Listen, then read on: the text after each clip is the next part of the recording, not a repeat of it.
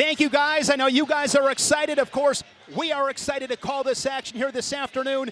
It's a professional wrestling league. Some good money is on the line. How much do you wish you would have been having this opportunity? It's incredible. I think it gives guys who graduate an opportunity to continue to participate in the sport, a good option to, compete at a high level after their college careers. It's amazing, and there's nothing like this that exists in the wrestling world today. Let's look at the match formats. 4 rounds, a 5-minute match. Mike, this is a sprint to the finish line. It certainly is, and Claw wants wrestling to be more of a sprint and less of a marathon that we can see in some of the more traditional formats. The way they've structured it are 4 short rounds, and unless you pin your opponent or get a tech fall by getting a 15-point lead, you can win the match by winning the most number of rounds, similar to boxing. Each round's like a mini bout, so no more keeping things close and trying to win at the end. No more getting a lead and then coasting. Claw wants action the entire match, and this format certainly accomplishes that. Be sure to follow us on social media channels, on Facebook, X, and Instagram at @Claw_Wrestling. And of course, check us out on the web at www.wrestleclaw.com. It's the Enforcers and the Cicadas. Introductions are coming up next. The 2024 Claw Invitational is brought to you by J.P. Morgan Wealth Management, Butcher Joseph and Company, Go Earn It, and by Beat the Streets Los Angeles. So what are you thinking? I'm thinking about our honeymoon. What about Africa? Safari. Hot air balloon rides. Swim with elephants. Wait, can we afford a safari? Great question. Like everything, takes a little planning. Or put the money towards a down payment On a ranch in Montana. with horses. Let's take a look at those scenarios. JP Morgan Wealth Management has advisors in Chase branches and tools like Wealth Plan to help keep you on track. When you're planning for it all, the answer is JP Morgan Wealth Management. It'll be fun. I'll go like this.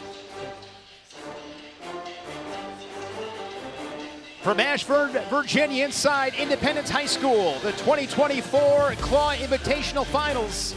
The Enforcers and the Cicadas, 8 matches in this dual meets.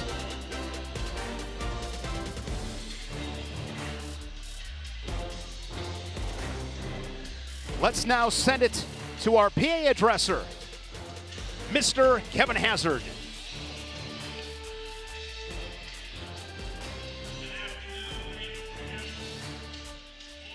And wrestlers of all ages, welcome to the championship finals of the 2024 Claw Invitation. My name is Kevin Hazard, and I'm your host for today's event. This is really a very special day. You're about to experience a preview of next year's 2025, the Claw Wrestling League, the first real professional wrestling league. And I gotta ask you, do you think that wrestling deserves a quality professional wrestling league? I can't hear you. Do you think that wrestling deserves a quality professional wrestling league? That's more like it. Now we've got the finalists for today's invitational are divided into 2 teams, and drafted 2 teams that will compete in the Claw next year. It's now time to meet our 2 teams. Our first team was drafted by social media influencer and Clash of Combat podcaster Caden Henschel. Fans, get on your feet and let's give it up for the Enforcers.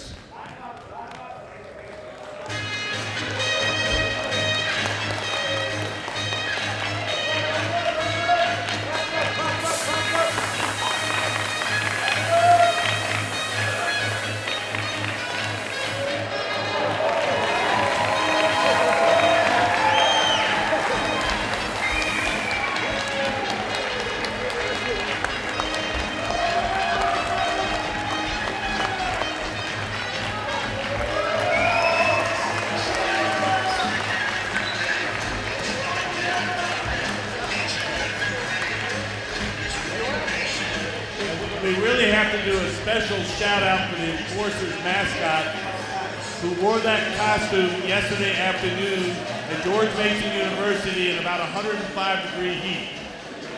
He was a 190-pounder yesterday. Today he could wrestle 126. Now what's that sound?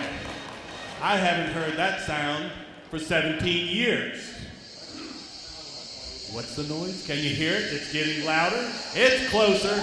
Hasn't really been 17 years.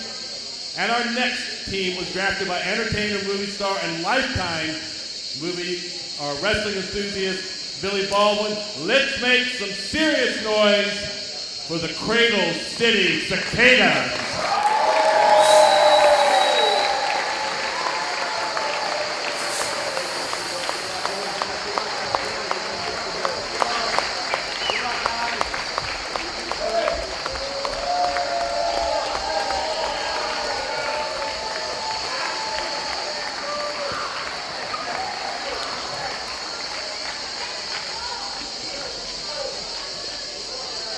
Okay, let's meet our wrestlers. First, for the Cicadas at 135 pounds, Jet Stickenberger, College of West Virginia. He's a senior. He's got an international record of 18-6, NCAA qualifier, 2024. Opponent, from Sancti Spiritus, Cuba, two-time U23 world champion, two-time Pan American gold medalist, Renier Ortega at 135 pounds.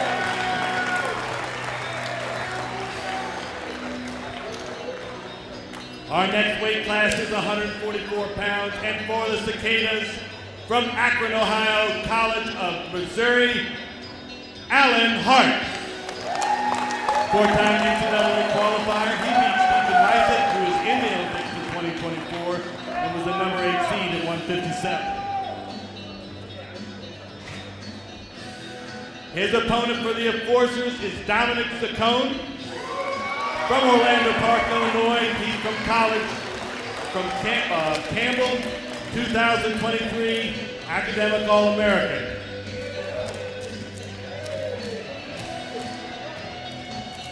And our next weight class is 153 pounds from Naperville, Illinois. Wrestled at University of Virginia. For the Cicadas, Jake Keating.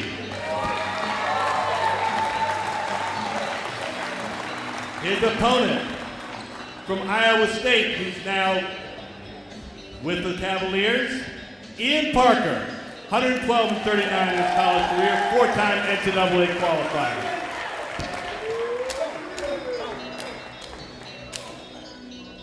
Now at 163 pounds for the Cicadas from Bethlehem, PA, and George Mason University. He's a sophomore, Evan Mag.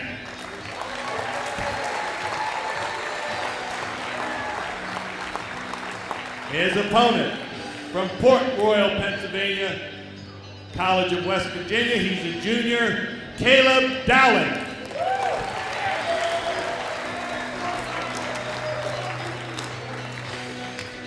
$174 pounds. From Blue Springs, Missouri. He graduated in 2019 from the University of Missouri. Four-time NCAA All-American. Daniel Lewis for the Cicadas.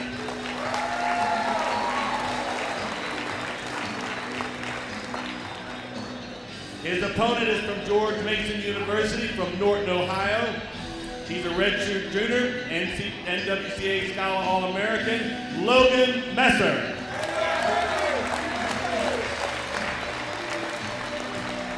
Moving up to 185 pounds. From Buffalo, New York. Wrestled in Buffalo, graduated in 2016. He's an assistant at West Virginia. 2017 U.S. 23 World Team Trials Champion. He's now the assistant coach at West Virginia, Muhammad McBride.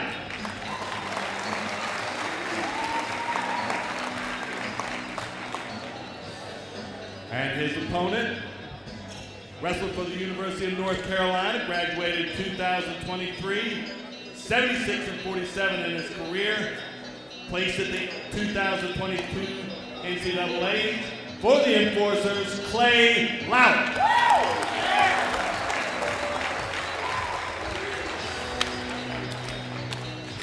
And we're back to West Virginia for the Cicadas. Hometown Cameron, West Virginia. He's a sophomore, 4-time West Virginia State qualifier, 2-time champ, 2-time outstanding wrestler. Ian Bush, University of West Virginia.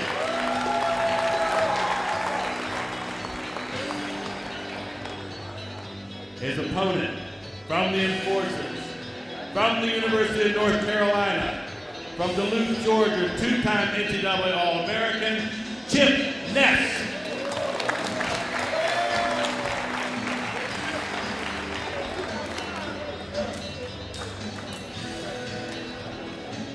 And now for the Cicadas at 250 pounds from Kansas City, Missouri. Graduated this past year from Missouri. 4th this year in the NCAAs, Zach Elo. I had Zach in my pool this year. Thank you, Zach. Maybe you brought me up, made me an All-American. His opponent from Campbell University, he's a senior, currently ranked number 9 for WrestleStats going into the year. For the Enforcers, Tay Gadale.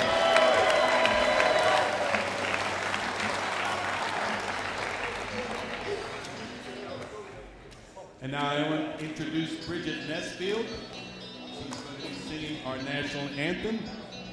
And if I could get everybody to please rise.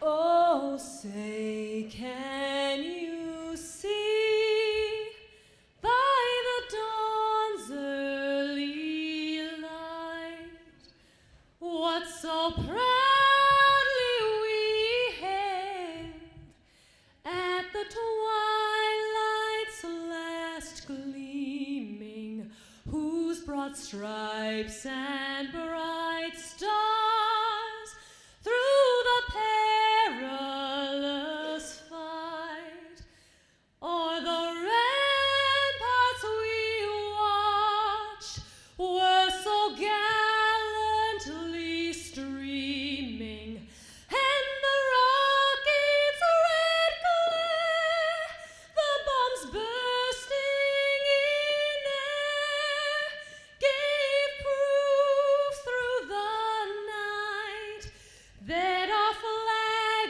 was still there. Oh, say does that star-spangled banner yet wave o'er the land of the free and the home of the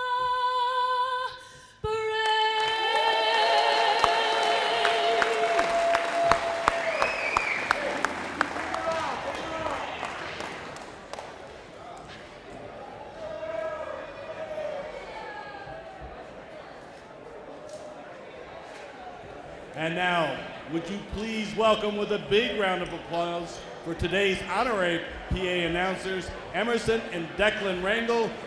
And they're going to wrestle, and they're going to say, let's go.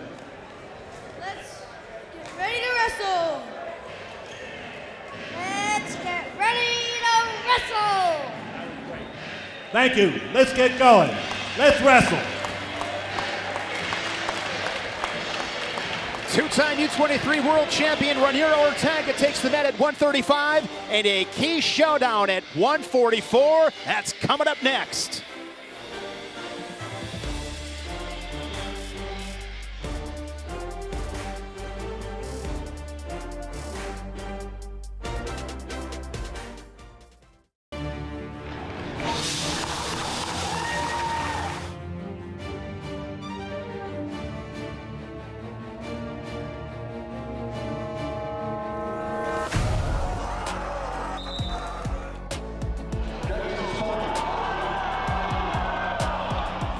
So boom, boom, boom. 3 points on the board for McCoy.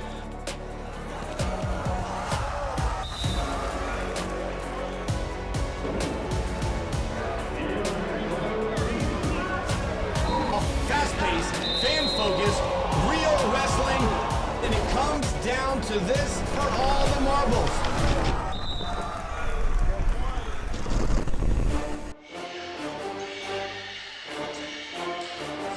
Back inside Independence High School here in Ashburn, Virginia, the 2024 Claw Invitational Championship Finals. It pits the Enforcers and the Cradle City Cicadas. First match, 135 pounds. There you see Ranier Ortega. He's from Cuba, training in AMSI with the Cyclone Wrestling Club, the two-time U23 world champion, and Jet Strickenberger, a junior college national champion in 2023, now at West Virginia, qualified for the national tournament this past March in Kansas City. Ortega and Strickenberger to kick things off at 135 pounds. You see the square mat, you see the pylons. This is going to be interesting, and it's going to be exciting, Mike. That's right, Shane. We're going to see a lot of action right away. The shorter round format incentivizes that, along with a quick score bonus where you can get an additional point for scoring within the first 15 seconds of a round. That, coupled with the pylons, there's a lot of points out there. It's up to these athletes to go get them.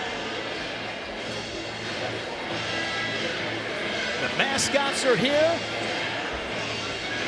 It should be a lot of fun.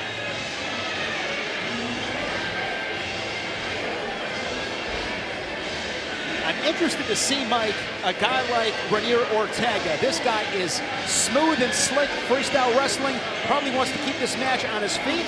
And a guy like Jet Strickenberger, folk-style wrestler, should be a good matchup. Absolutely. Yeah, I think the top-bottom format in rounds 2 and 3 is going to be really interesting. We'll see how Ortega responds, being predominantly a neutral wrestler coming from the international style of freestyle. I'll be over there the rest of the way out, okay? All right, good luck. Right here. First round is 90 seconds. 4 rounds, a total of 5 minutes.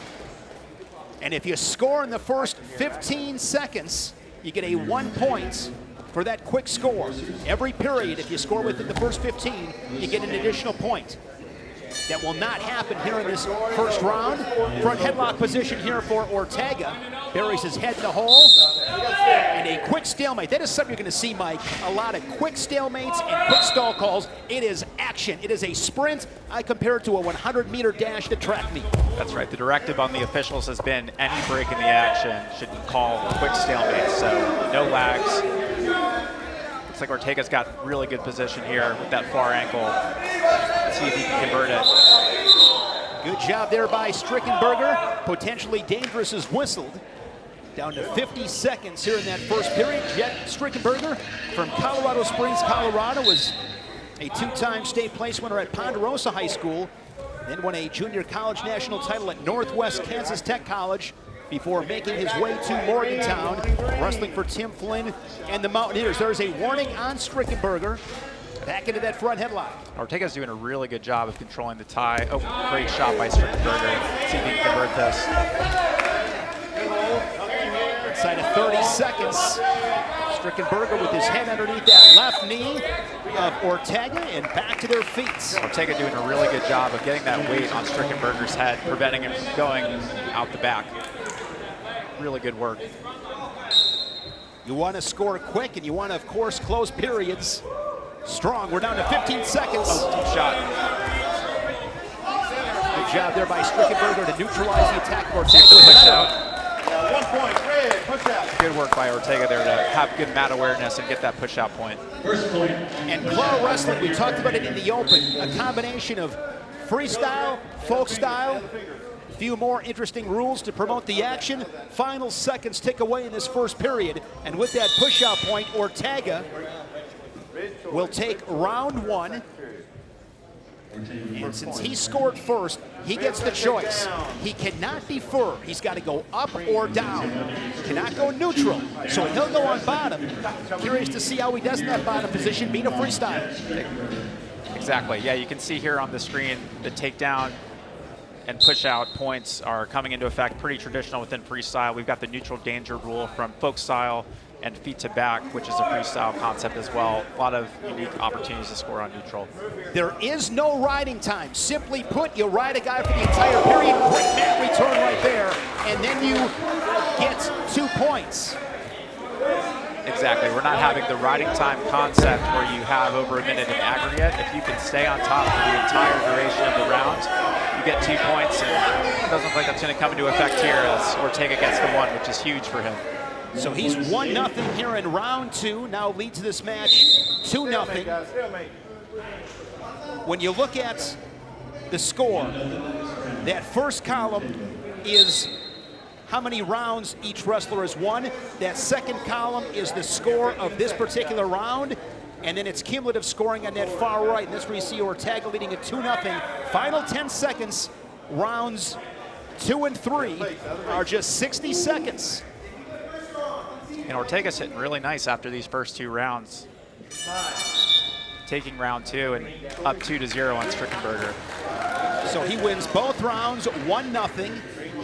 And now Strickenberger will go on bottom. Have not seen the pylons come into effect yet.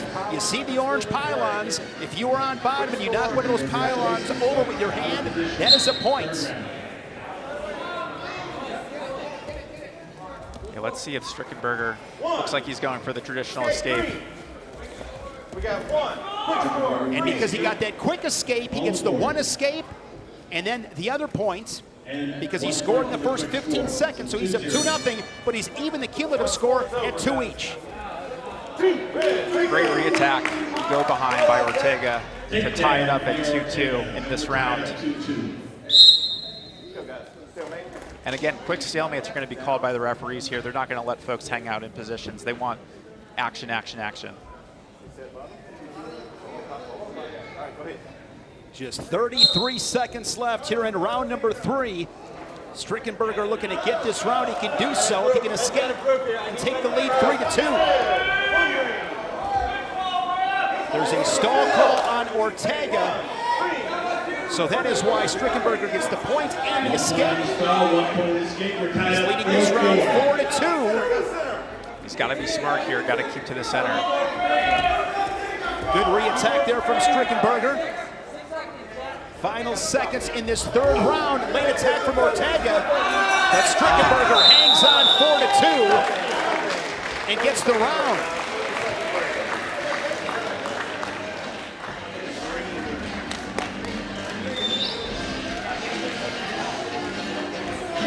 And a great job here by Ortega, getting up to his feet, but Strickenberger taking him down really quickly, keeping tight on that half Nelson, holding really good position on top. So now in this 4th round, again a 90-second round, Strickenberger had the choice. And the reason being is because Ortega has a stall call. So Strickenberger gets the choice.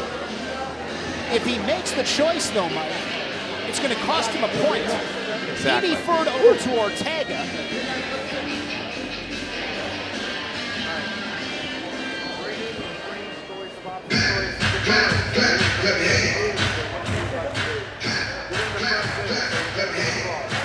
So since Ortega deferred, it's going to go to the disc. It shows up green. Strickenberger will go on bottom. A lot of strategy as well here in Claw. That's right. Normally in this 4th round, if the wrestler elects to choose the position, they have to give up a point in doing so. So they're already starting the round at a deficit. Here that didn't come into effect with the coin flip, but something to definitely keep an eye on going forward. Caution there on Ortega.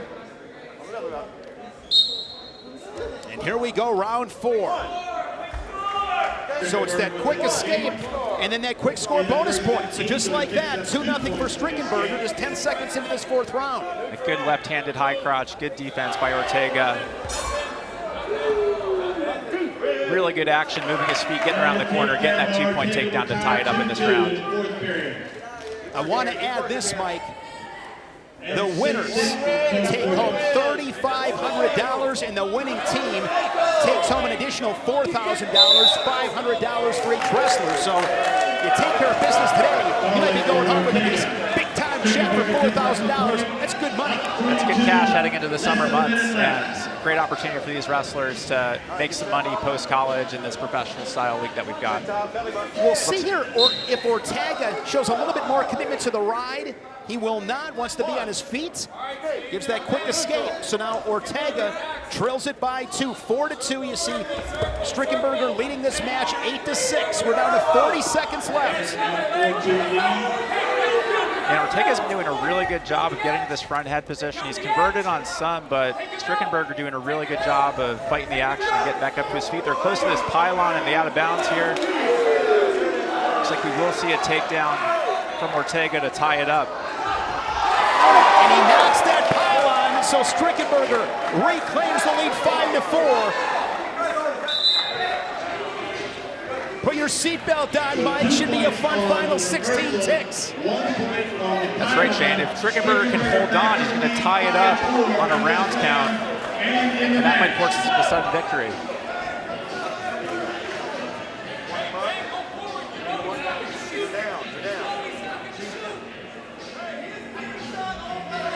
Every single point counts. If you win, it is 5 team points plus the margin of victory. So, for example, you win 10-5, you get the 5 for winning and the 5 for the margin of victory, 10 team points. Final 10 seconds. Couple of double unders there for Ortega. Oh, he's going to get this really, they scramble in the final seconds. No points. Great offense by Ortega. Got in really deep, but Strickenberger doing a great job of scrambling. Looks like there's a challenge brick coming in from the enforcers. So with the challenges,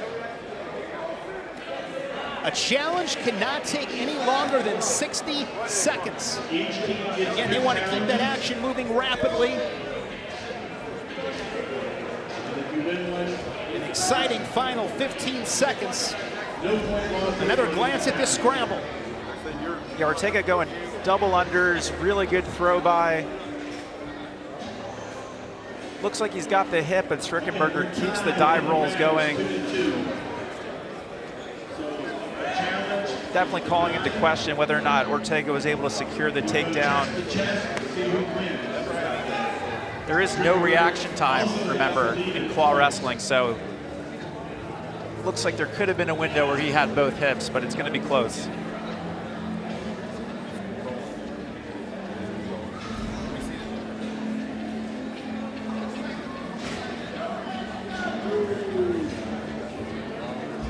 Looks like right.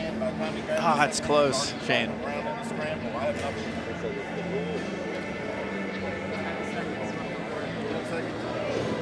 Refs look at the video. And I do not believe there are going to be any points awarded to Ortega. After further review, the call is confirmed. Stand. Call is confirmed. We're 2-2. No takedown. So now we are in the overtime, 30 seconds. Because Ortega's got the 2 stall calls, Strickenberger will now have his choice. It's an over-under body lock, and he'll get to determine which side. Also important, Mike, here, if it goes to 30 seconds, the first person to lose their grip will lose the match. It looks like Strickenberger initiated the action there, but actually went out of bounds first of that smaller inner square, which is the new out of bounds in the overtime, with push-out rules coming into effect. So now we have the brick coming in from the Cicadas side. And here's another look. You're right. That small circle, you want to stay in bounds.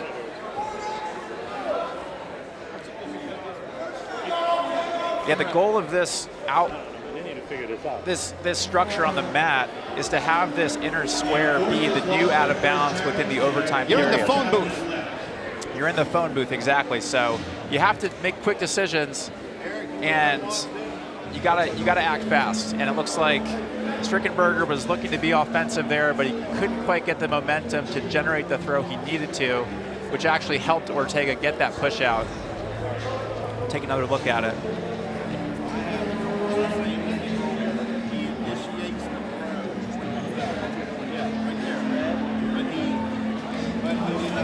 Looks like Ortega's foot might have gone out actually before the throw.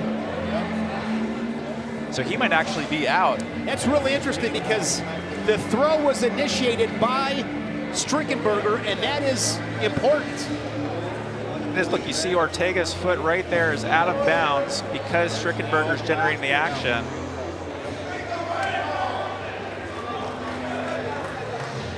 Be curious to see what the officials saw here. After further review, the call stands. Green winner. Green went out first. Green winner. Call stands. So here at 135 pounds, Rainier Ortega puts the Enforcers on the board.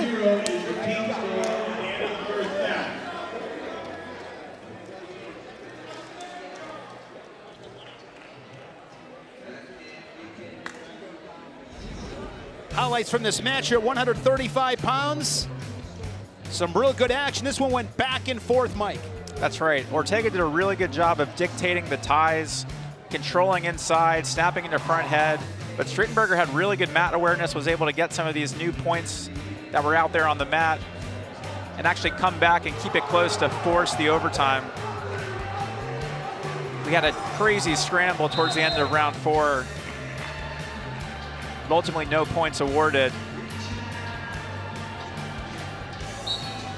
And then here in that smaller overtime square, we saw Strickenberger initiate the action, but ultimately didn't work out for him, and Ortega got the win.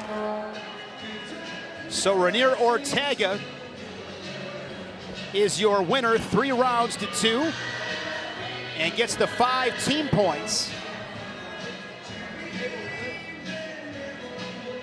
144 pounds, really looking forward to this showdown with Dominic Zacconi for the Enforcers, 3-time NCAA qualifier at Campbell, and Alan Hartz for the Cicadas.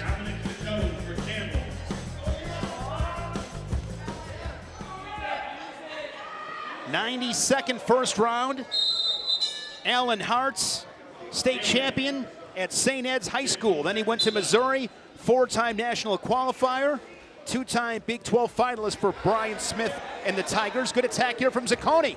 Really good reaction though from Hart, getting to that funk roll. Both guys have the ankles. A lot of action, but no points. Good on both wrestlers there to get it back up to their feet. Zacconi, 3-time national qualifier, all at 133 pounds for Scott Sentis and the Camels. 3-time Southern Conference runner-up as well. Single leg here from Alan Hart. And he scores the takedown. Hart leads it 2-0. And quickly 2-1 as Zacconi able to dump over a pylon. Yeah, really good mat awareness there by Zacconi. Able to minimize the deficit and give himself an opportunity to tie it up if he can get the escape.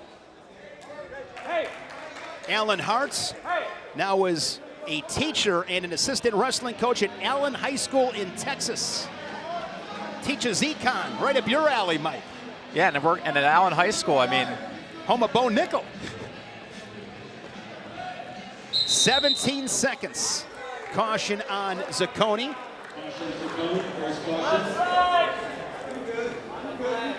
Hart with the takedown. Zacconi knocking over a pylon. 2-1 score. It's like another caution there on the bottom end. It's 2 right away. It's going to give Hart a point. That's a point. So in folk style wrestling, it is a point on the 3rd caution. Here, it's a point on the 2nd caution. That's a really big point because with just 17 seconds left, an escape isn't going to do it. Exactly. It totally changes the calculus for Zacconi. He can't just tie the match up by getting the escape. He's got to be a little bit more aggressive here and maybe look for reversal.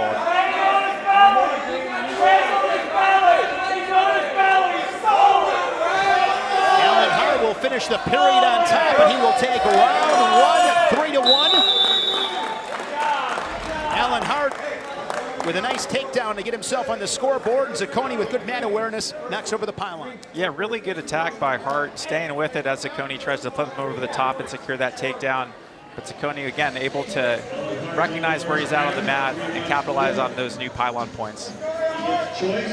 So Alan Hart with the choice. Zacconi out of Orland Park, Illinois. 3-time state place winner there in Illinois. Fargo All-American in freestyle.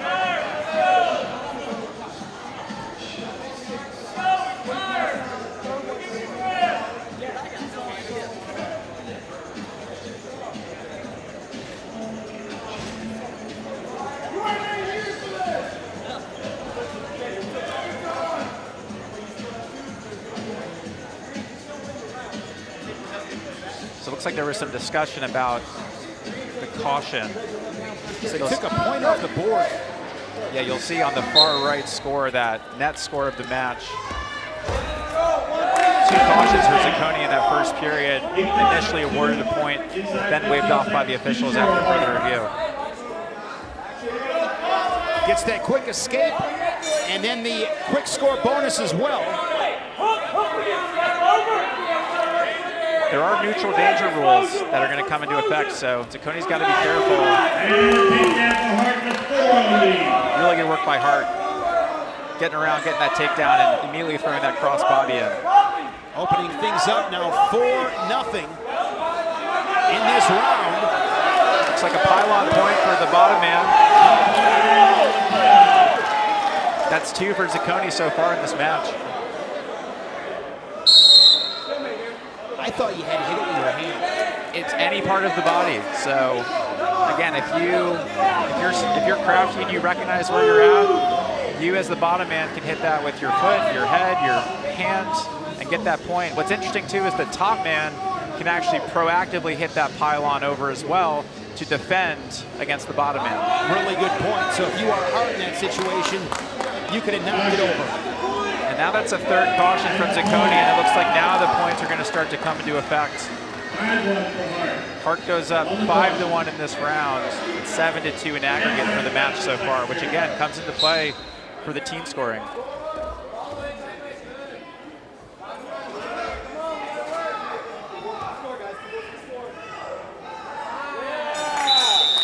And Alan Hart takes another round, this one 5-1.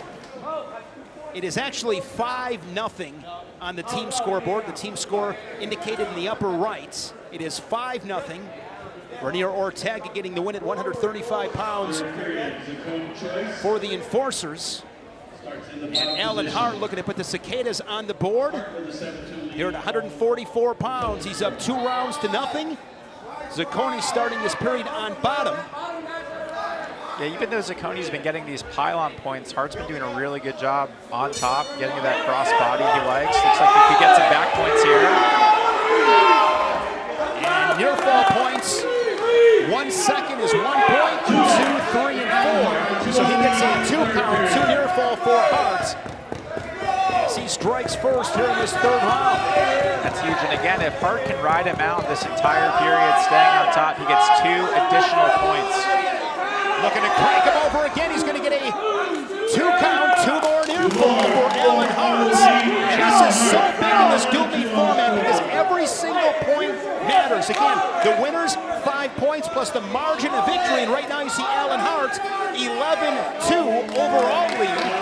He's going to win this round 5-0 and go up 3-0 in rounds. So this has been a very dominating performance up to this point for Alan Hart. Absolutely. Yeah, this is huge for the Cicadas team score.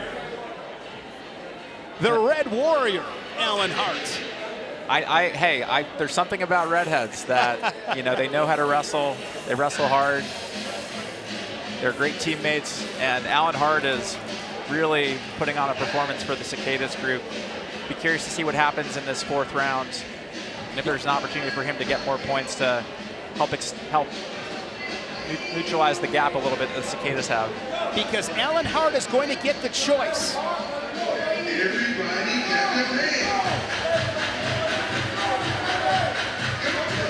And And what happened, I believe, is that he deferred to Zacconi. Zacconi chose neutral, but it cost him a point. So that's why it's 1-0. 90 seconds in this fourth round. Slide by there from Hart.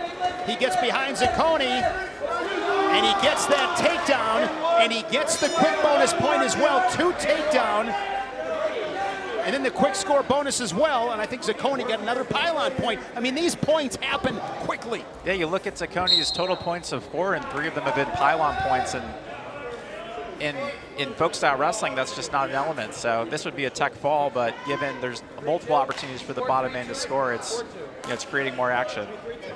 I believe, Mike, it should be 3-2 because Hart got the takedown and the quick score bonus for the 3, and then Zacconi would have the 1. Well, I think Zacconi actually had the choice going into That's the 4th. right, you're right. Because you're right. he is the losing wrestler. So in doing that, he elected to choose neutral, which gave Hart a point to start the match. So 1 point to start, 2 points for the takedown, 1 point for the quick score bonus, gets us to 4 points for Hart. There you have it. 60 seconds left. We're learning the scores as we go along. Hart's been really good in his top position. He's been able to turn Zacconi a couple of times. Zacconi, another pylon point. I like Hart's hustle back to the center. I love the body language. Yeah, I mean, Zacconi's he's down, but he's still working, and he's figuring out ways to score. Just hasn't quite been able to generate offense. His Hart's been really solid in the neutral position and on top, even though he's giving up these pylon points. He's getting to that cross body really well. Also near ankle ride. That Mizzou style really coming into effect. I mean, he was tough at Missouri. I always loved watching him wrestle, the 4-time NCAA qualifier for the Tigers. Just working hard in that top position. I mean, he's been active. Zacconi's got an opportunity here. If he can get his head to the inside. 17 seconds. Another stall call on Zacconi, so point to Hart. I mean, Hart is just relentless with his pace and physicality. I mean, he is out there working every second. He's been relentless. He has not let up. It has been constant pressure. Exactly, and he could get a tech fall here. I mean, he's at 17-5 right now in the aggregate score. If he's aggressive, he could potentially get that, which could be nice for team point implications.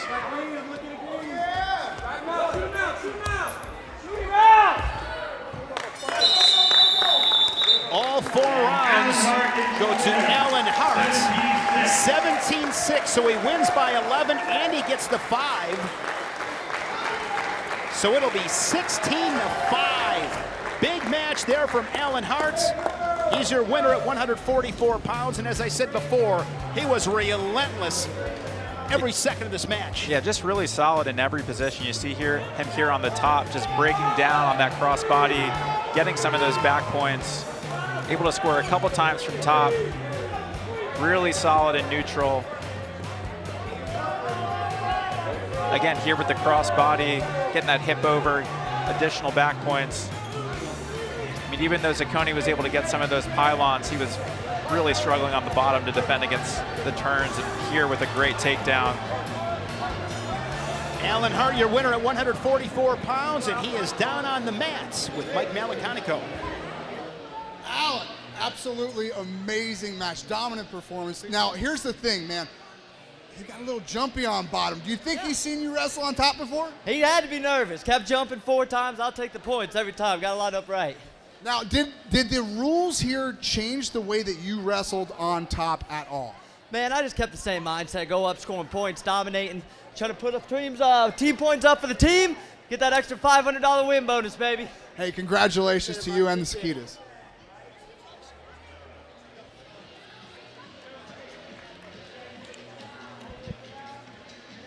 I think it's 11-5. Big performance from Alan Hart. After 2 matches, Cicadas out in front, 16-5.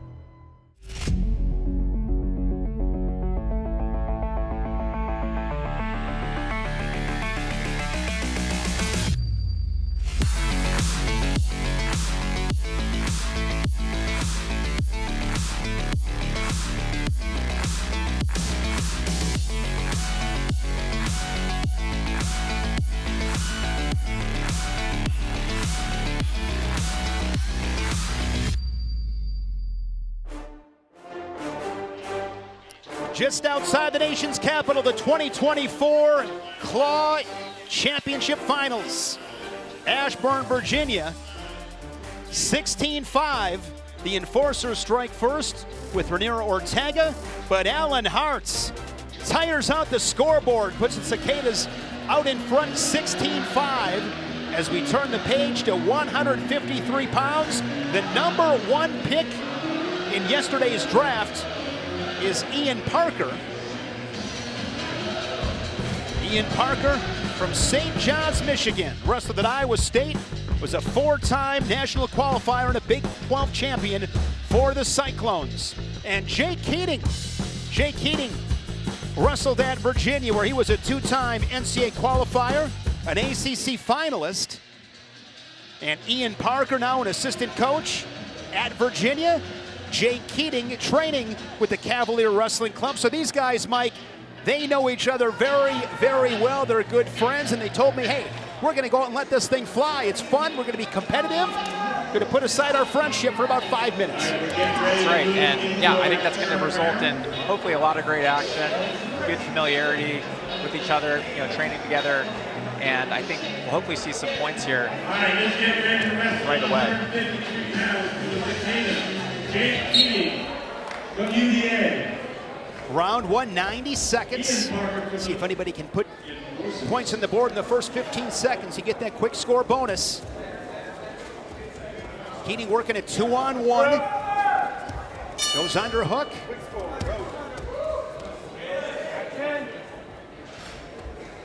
What was your mindset, Mike, when it came to scoring quickly and really set the tone of the match? I think it's great. I mean, if you can get ahead fast, set the tone against your opponent that you're not here to wait around and leave it to the refs or leave it to something else that happens, and you want to go out and get what's yours, it can just really change the outcome of the match for you. So I think the scoring here with the quick score bonus obviously incentivizes that even more, but the mental aspect of just letting the opponent know that you didn't come here to mess around and that you can score quick and often is just a great strategy. There's a warning on Keating for backing up. Another stall call on Keating.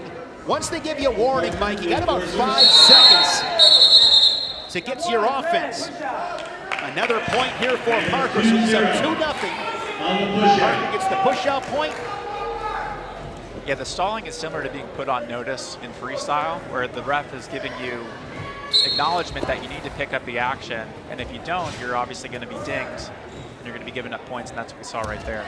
Inside trip attempt there from Keating, and 2 takedown here for Parker. Yeah, 4-0. With those inside trips, you have to really commit, and it looks like Keating there was not quite sure what to do, and Parker was able to grab that leg and convert to the takedown.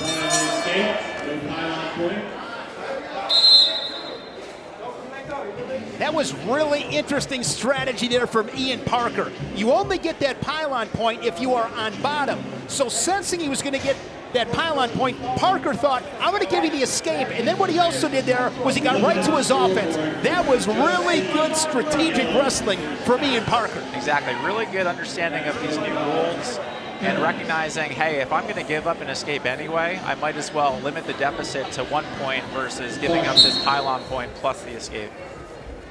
Really, really good work. Good mat awareness. So Parker takes round 1, starts second period. Keating getting a little bit high as he slides a left leg in, goes crossbody ride, and it's a point for Parker on the pylon. And you could almost see during that effort to get the leg, and Keating was deciding how he can reorient Parker away from the pylon, but Parker really determined to get there, get that point. Stalemate whistle, 28 seconds here in the second round. Parker up 2-0 in the round, 6-1. Overall match score. Looking for a cradle. Here's Keating. Really tight cradle. We're close to that pylon though. So he's got that. The officials are going to let him continue to work. Parker defending the cradle well. Final 10 seconds as Keating looking to work him over, and a stalemate is whistled. Really good job setting up the far side cradle with the cross body ride. Got it locked up really tight, but just wasn't able to quite convert it into back points. I love the team scoring concept. Cicadas at the moment leading 16-5, but every single point matters. Your margin of victory plays in, so you can't just relax. I mean, get those extra points, help out your team. As I said before, the winning team's going to take home an additional $4,000. That's $500 a guy. Exactly, and the rounds being shorter, you have more bursts of energy that you can use to get these points. So it just really, really incentivizes scoring. We're seeing that. We saw that last match with Hart, and so far with Parker, already having 7 points on the board after 2 rounds. He's doing a really good job. So Keating will go on bottom here in round 3. Looks like Parker showing that optional start. As a 2-0 lead going into the third period. Now he's going to cover right side. Quick roll off the whistle. Nice job. It'll be the escape and the quick score bonus.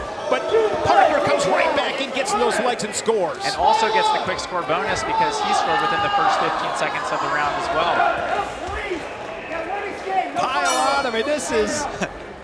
It's madness, and we love it. Now the quick score bonus comes into effect with a score within the first 15 seconds, but each guy can only capitalize on that once. So you saw there the escape from Keating and the pylon. He can't get additional points on top of both. It's only one, which is what you're seeing on the scoreboard here and having the 3 points.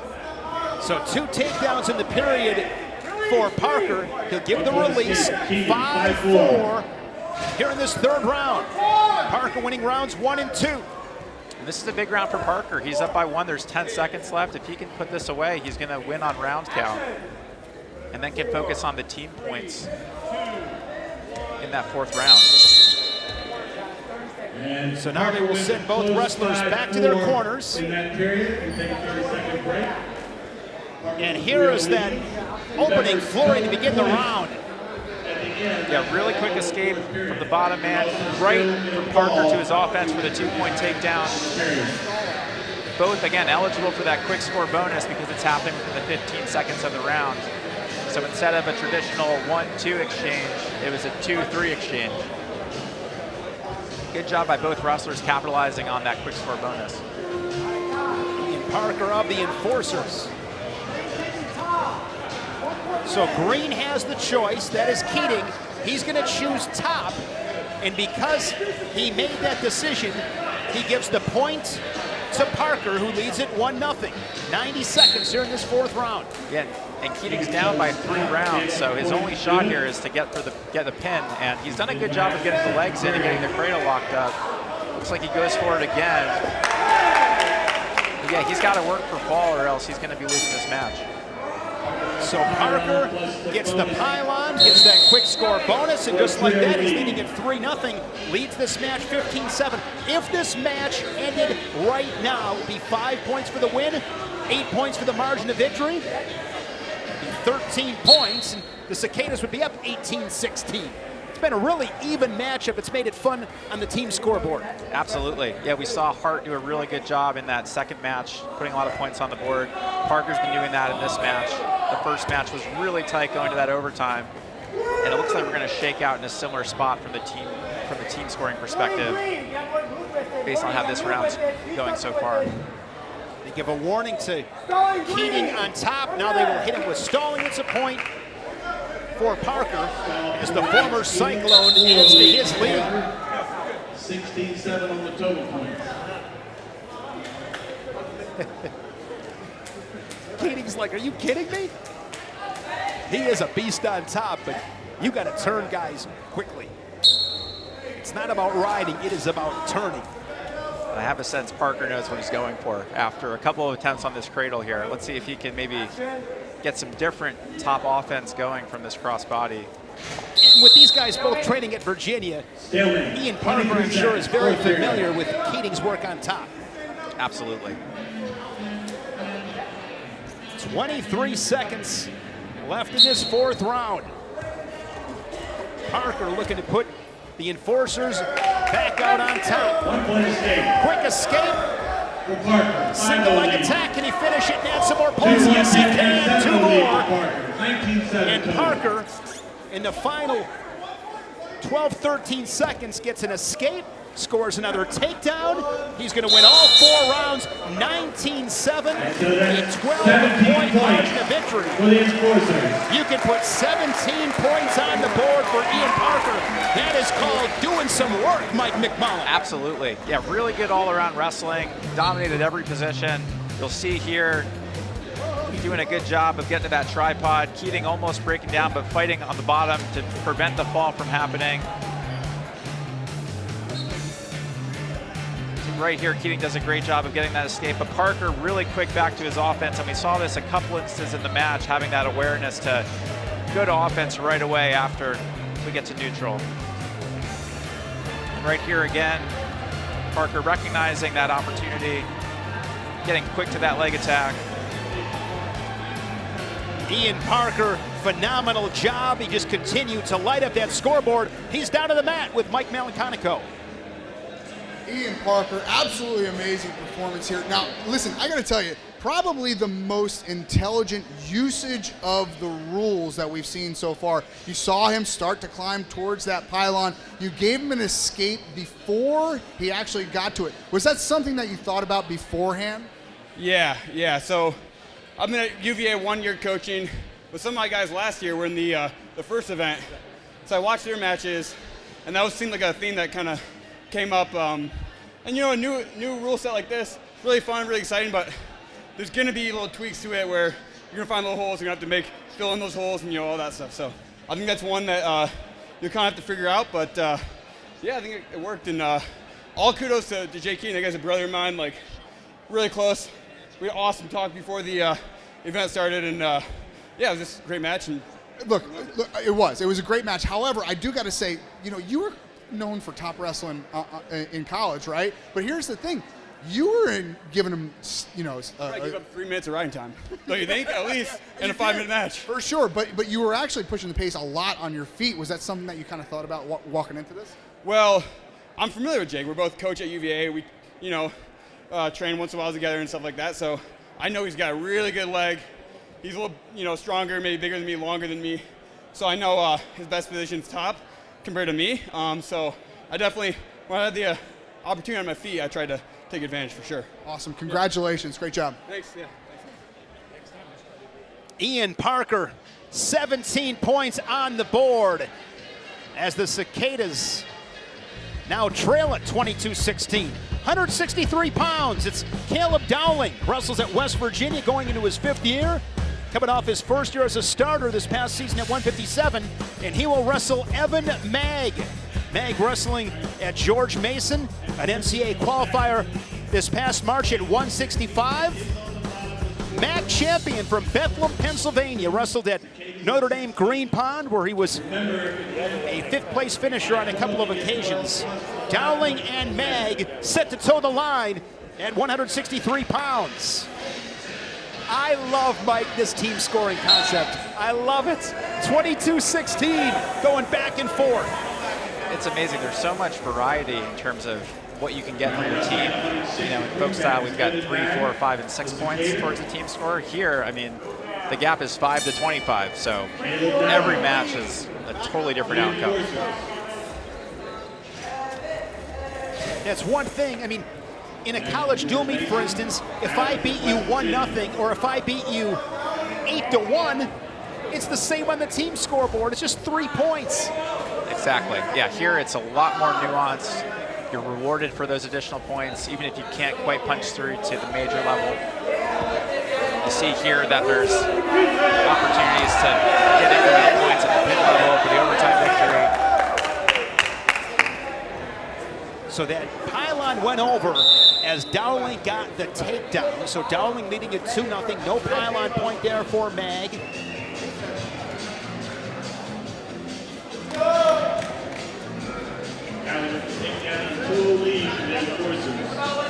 Caleb Dowling from Port Royal, Pennsylvania, wrestled at St. Joe's Catholic Academy. He was a 4-time placer, won a state title as a senior, and doing a good job here on top with 25 seconds to go in this first round. Absolutely. Not too atypical of a Pennsylvania wrestler to be good on top. Dowling's done a great job of breaking Mag down flat, really having heavy pressure forward on his toes right there. It looks like he's working for a tilt. 1 point on the stall. And the refs are rewarding his effort with a stall call towards Mag and another point. If you are Mag on bottom, it's bad optics laying on your belly and having your head on the mat. And because of that, stall and Dowling with another point. He takes round 1, 3-0. Mag with the choice. Or I'm sorry, Dowling with the choice because Mag had the stall call. And he goes on bottom.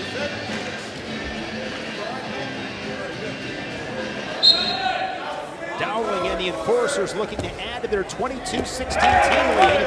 And there's going to be the pylon point and the quick score bonus. One quick point. And Mag holding his right shoulder. 1 point for the pylon, 1 point. Yeah, it looked like that was irritating him after that first round. Here's the good work on bottom, the urgency from Dowling. Yeah, Dowling doing a great job there. Getting that pylon point, getting out. You can see something's going on with Mag where that right shoulder's not feeling great.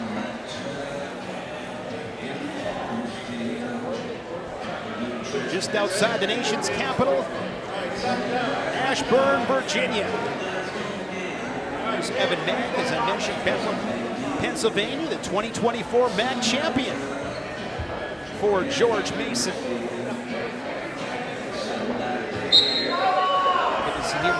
Back center of the mat, quickly off the whistle, slides a leg in, right side.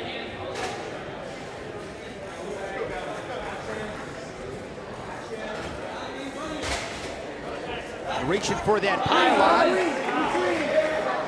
But I believe that was a situation where, did Mag knock it down? Exactly. I think he knew they were heading towards the pylon. Dowling's already gotten some points there.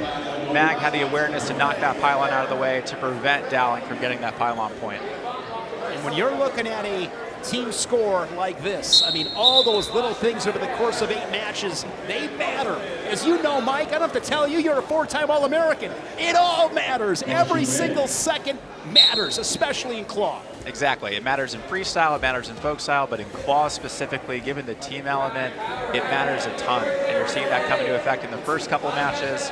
We're seeing it come into effect right now. Double boots for Mag, and because of that, a quick stall, or stalemate rather. Claw style, every point counts, every round counts. Different ways to score, the quick score bonus, the pylon points, and don't stall. I think the interesting thing too here is on top, they're looking for the top guy to get turns. So Mag's done a great job of controlling top this period. I think he's poised to get that 2-point riding point for being on top since the start. But anytime that he's not working to get that turn, they're calling stalemate and making him start fresh. So the 2 points awarded to Mag, I believe, because he rode him the entire period. Continues kind of favoring that right shoulder.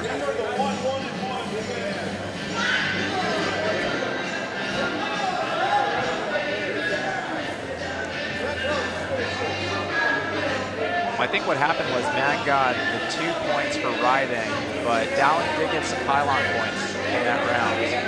So even though he got the 2, I think there was an aggregate from the bottom man. Came out on the mat. So, like you said,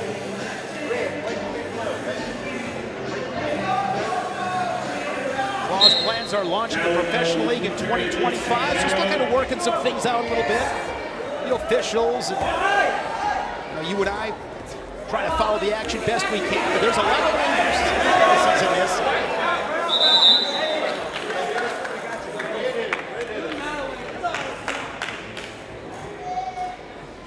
Mag is just trying to get through this.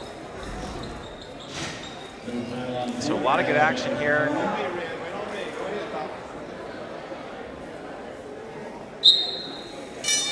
Looks like Red hit that pylon.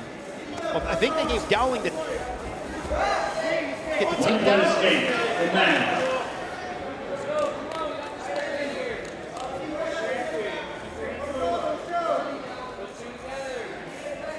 Inside of 30 seconds here in this third round. Dowling leading it 2-0 as they wrestle neutral. And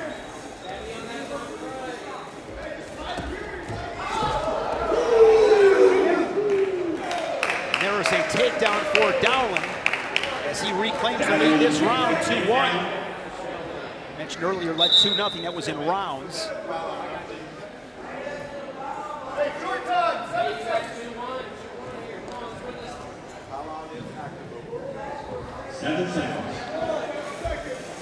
And that pylon got knocked down as part of the neutral sequence, so they're reestablishing it, so it's still in play. Dowling will finish this period on top and take the round 2-1, and now leads 3-0 in the rounds. Yeah, really tough for Mag there. He had the lead. He was doing a good job of keeping good position, but Dowling with a really good takedown to take the 2-1 advantage in that round and go up 3-0. Dowling leading at 8-1. As I said, Mag is trying to battle, and that right shoulder giving him some issues. Yeah, it looks like it was really tied up. Gets that pylon point.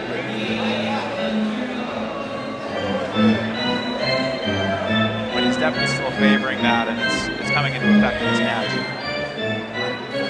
So Dowling goes on bottom.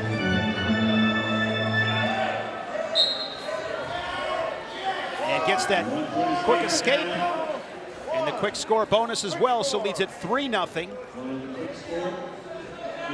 Dowling's got to think about the T-point opportunity. He's up 10. Nice single leg, scores 2 more. 2 more, 5-0. 13-1 total. Working for that cross wrist. Looks like he might be able to get a tilt here. Mag does a good job of blowing that wrist out, but Dowling's right back to it. Gonna be 2 near fall points, 2 more. Now 15-1. He's got to be thinking tech fall here. He's got 1 more turn. He'll get above that 15-point differential, which would automatically end the match. You're right. He's got 35 seconds to work with here in this final round. Stall call on Mag, and that's going to be the tech fall, 16-1. So a tech fall in the 4th round for Caleb Dowling and the Enforcers. And Ian Parker and Caleb Dowling putting up a couple of big W's. And this is going to be 20 team points for Dowling and the Enforcers as they widen the gap on the Cradle City Cicadas.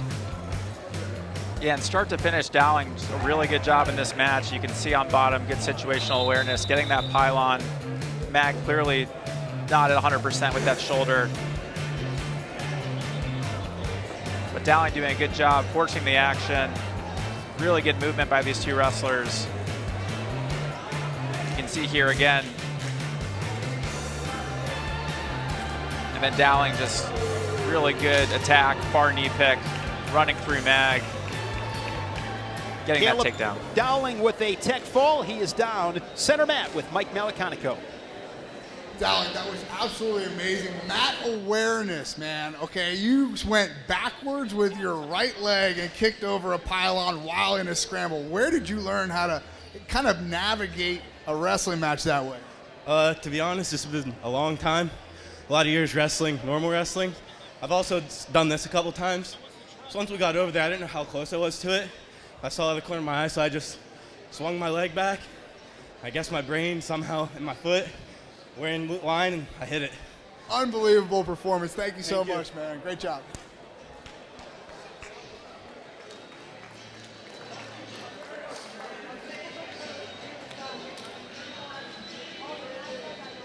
The Enforcers win 3 of the first 4 matches. They lead the Cicadas 42-16. It is halftime here at the Claw Wrestling Invitational.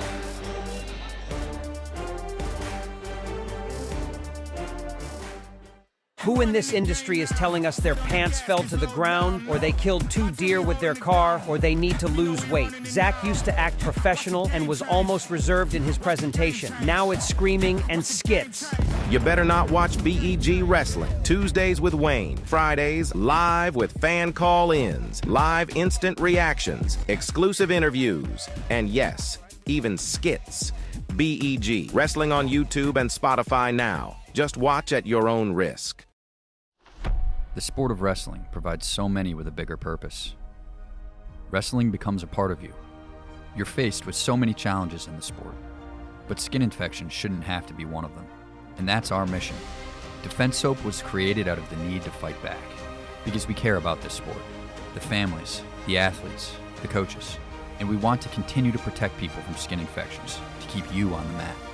And that's our goal here at Defense Soap, to defend what you have built.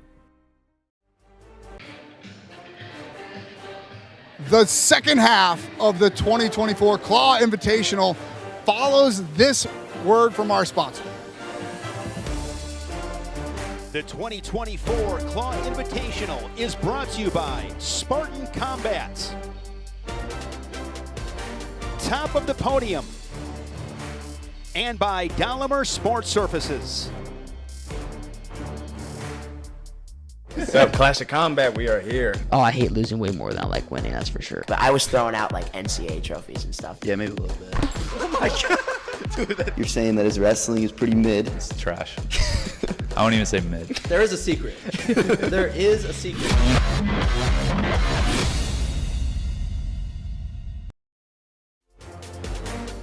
After 4 matches, 42-16, the Enforcers leading the Cradle City Cicadas.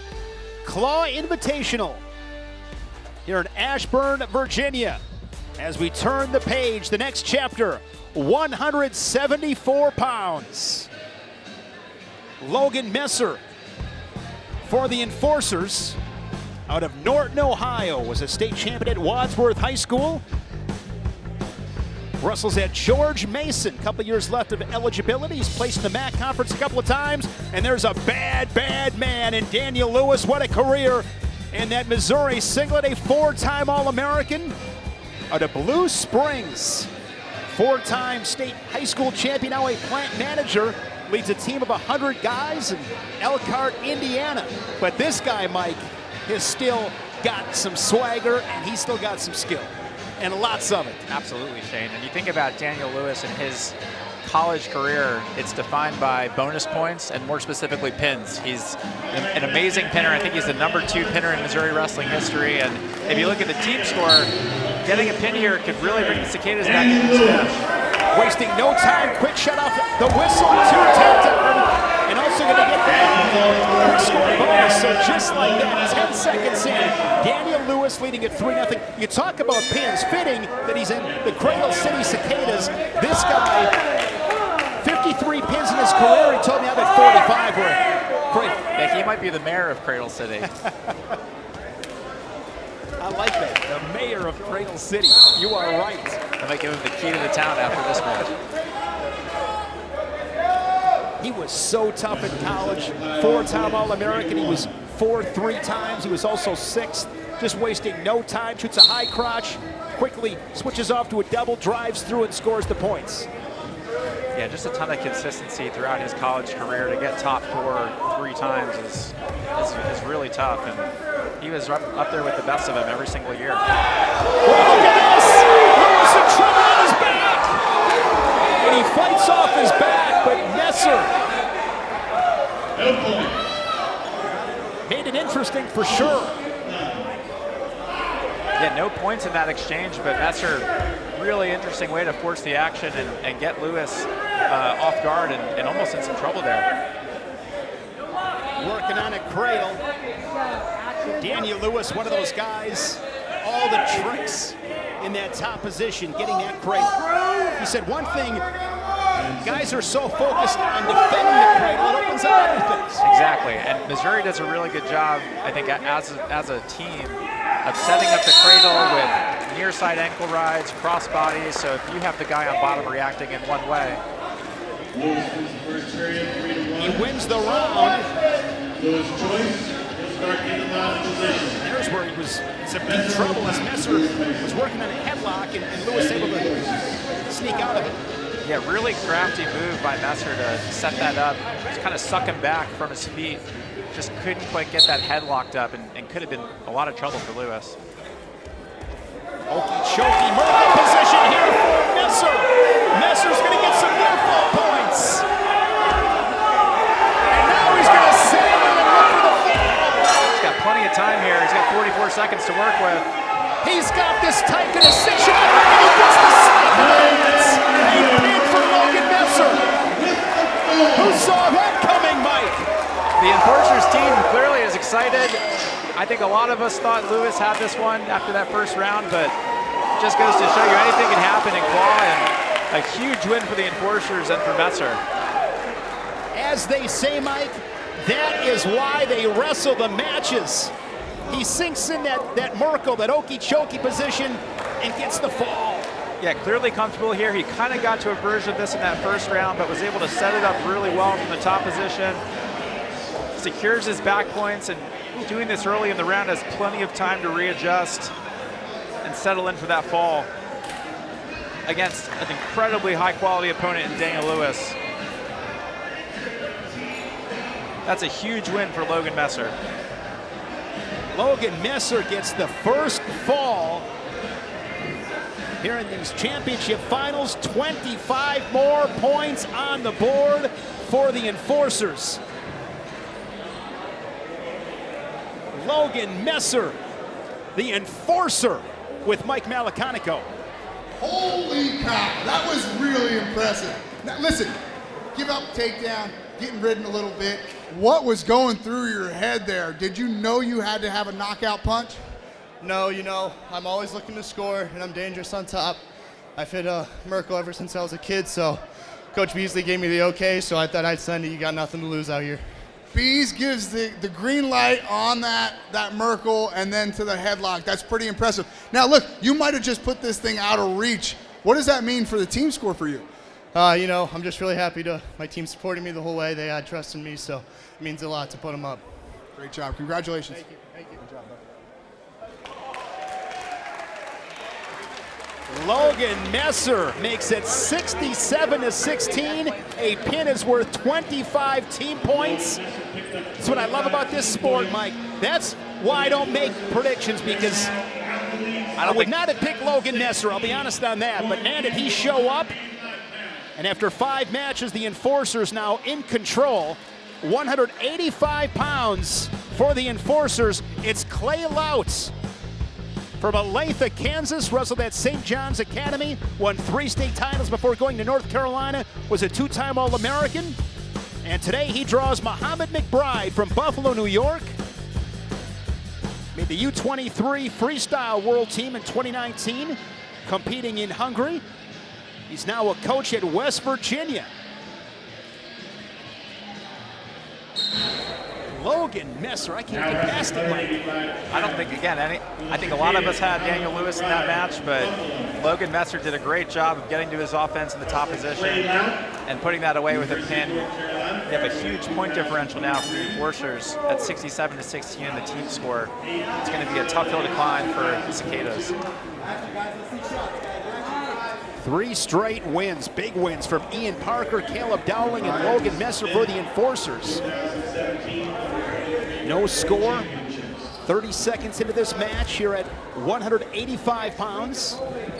Shane Sparks, Mike McMullen. Here Matt side inside Independence High School in Ashburn, Virginia, just outside the nation's capital. If you like action, scoring, and urgency, you love claw wrestling. It's been a lot of fun so far today, Mike. Absolutely. We've seen a ton of different matches unfold. We saw the pin the past match. We saw an overtime match in that first session. A lot of points in between. There's just a ton of different outcomes you can get based on how this is structured, and definitely keeping us on our toes, that's for sure. One thing I appreciate too is there's a lot of match strategy, decisions, tactical decisions. Absolutely. We're seeing it come into effect a lot on the bottom, with the bottom wrestler getting these pylon points, some of the mat positioning, the quick score bonus, and how folks are attacking each round. A lot of things to consider if you're a wrestler on top of the normal course items. This might be the only round today where we have not seen points on the scoreboard. So with no stall calls and nobody scoring, they will go to the disc. Claw Wrestling looking to launch fall of 2025, these 6 teams. And as we continue to talk about during this broadcast, the modified rules, that combination of freestyle, folk style, creating action. The strategy is fun. And I think the other thing, you heard Mike Malacani from one of the interviews talk about it, with that strategy and the decisions being made, the Monday morning quarterback aspect of this, like, man, where did he make this decision? Where he could have done this. Just a lot more goes into these decisions. Absolutely. It's just multi-dimensional in terms of the match within the match and the match within each round specifically. Each round is basically a mini match, so you have to be really strategic for every point that you're going after. We see McBride get on the board early with an escape in that quick score bonus. Clay Lautz, 2-time All-American for the Tar Heels. Honorable mention All-American in 2020. He was an All-American in 2022. The 2020 season captured an ACC championship as well. Down to 20 seconds here in round 2. McBride in attack on 2 more. And he's up 4-0. Really nice attack by McBride. You see setting up with that left side underhook, anticipating the movement by Lott and then attacking that far leg, using Lott's momentum to basically get the takedown for him. That was really crafty by McBride. Really well done.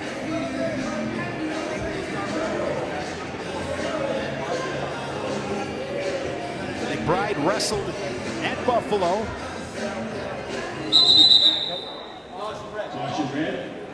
Caution on Lautz. Think about Clay Laut. The match inside Reynolds at North Carolina State when he pinned Wayne Hidley. That was an amazing win and an amazing that UNC-NC State match. I think that was a really big coming out party for Clay Laut when he got that win. Stalling green. 4-1 to score. 1 second. Stalling on McBride, so Laut is on the board. But McBride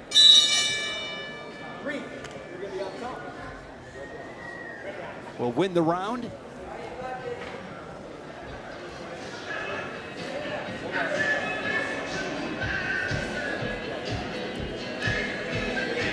So McBride goes up 1-0 on the round. There was a tie in that first round, so nobody got the point. We're in round 3 here. Let's see if Laut can tie it up. Diving for that pylon and getting that quick score bonus. So 2 points on the board for Laut, just 4 seconds into this period. I just love the urgency. I mean, he shot out like a cannon. Yeah, I got to say, I'm seeing a lot more quick starts in this than I do in college folk style. And I remember coaching a lot of guys who complained it's tough to get out on bottom. I think the argument that it's a little bit more of a mentality and choice is definitely coming to the forefront here with this new pylon. Again, no riding time, but if you ride the entire period, you get 2 points. And 1 more point here for Lautz on the pylon. Again, this is where the strategy comes in, because if you're McBride, you've been able to ride in this entire period, but you're losing around 3-0. Absolutely. And even if you do ride in the remainder of the period, you're only going to get 2 points. So and lose the round. Exactly. So McBride's got to think how he's going to handle this. Unless you can maybe force some stall calls on the bottom guy. Or a turn. Yes. But we haven't seen McBride really get close with a pinning combination. He's done a really good job hustle riding, keeping good forward pressure, but that can sometimes work in your detriment as guys are crawling towards these pylons.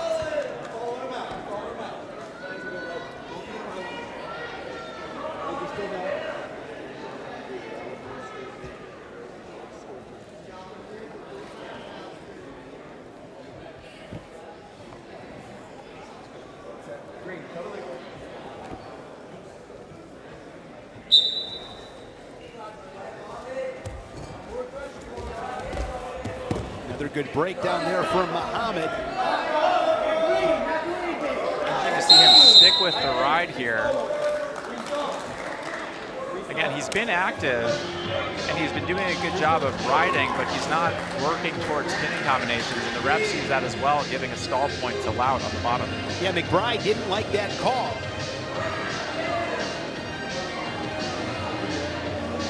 He's controlled this period.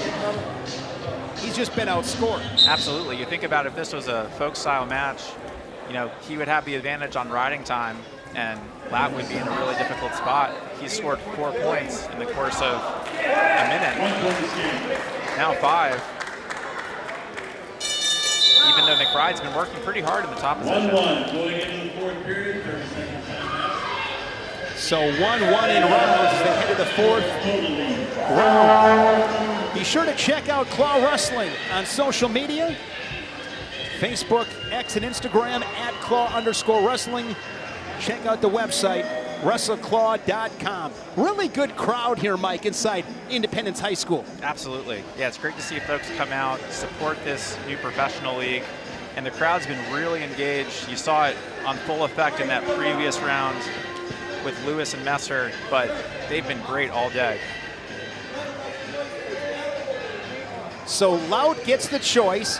He goes on bottom, and because of that, he will surrender a point to McBride. That's interesting. Guy rides it the entire period. It's your choice, and you pick bottom. Well, absolutely. I mean, you saw him get ridden pretty much for 55 seconds, but he was up, 4-0 towards the end of that period. Gets the quick escape here and goes up 2-1. We'll see who can get something going on their feet. Both guys doing a good job of getting to ties and hand fighting, but outside of McBride's nice far ankle pick, not a ton of offense we've seen. Loud gets the quick escape, quick score bonus point to take the 2-1 lead. It was a scoreless first round, so they tie. There's going to be a step out, I believe. So it's a point to McBride. Push out point. Tied up in this period 2-2. 50 seconds, fourth round. 2-2 in this fourth round. Loud leading overall 8-6. And even though McBride's been doing a good job on neutral, again, the only offensive takedown, doing a good job with the hand fight, Loud's mat awareness and activity on the bottom position in that second round helped him get a bunch of points and win in that kind of net score you see on the far right of the scoreboard. The urgency on bottom, getting the pylons. McBride looking for an underhook. Left side. Trying to work Loud towards that edge.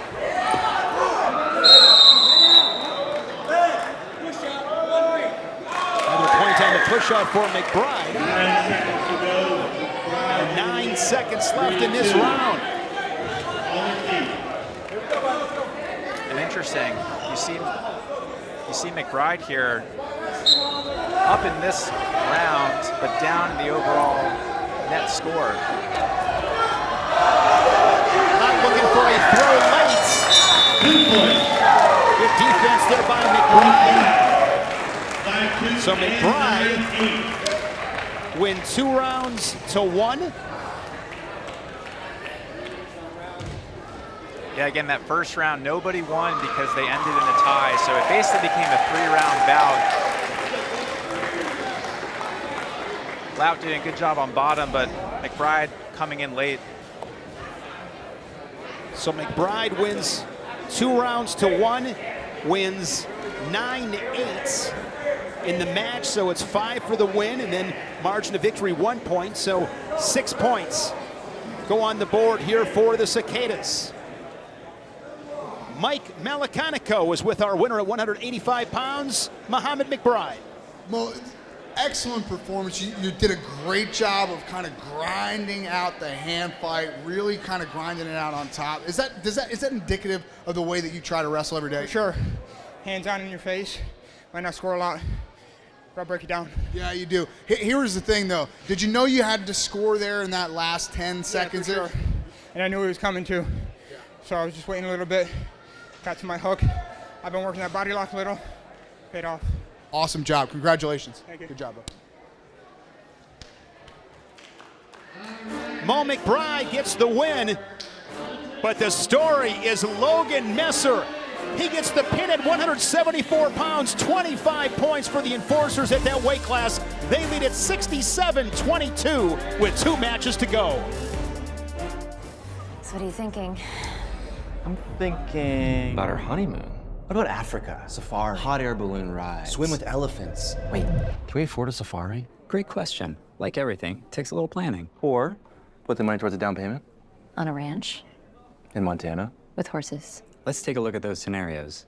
JP Morgan Wealth Management has advisors in Chase branches and tools like Wealth Plan to help keep you on track. When you're planning for it all, the answer is JP Morgan Wealth Management.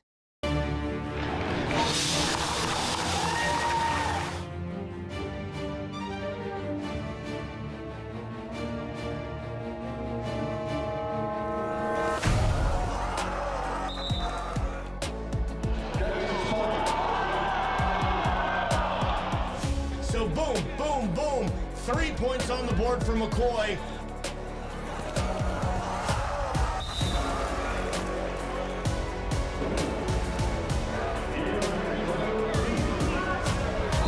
Fast-paced, fan-focused, real wrestling, and it comes down to this for all the marbles.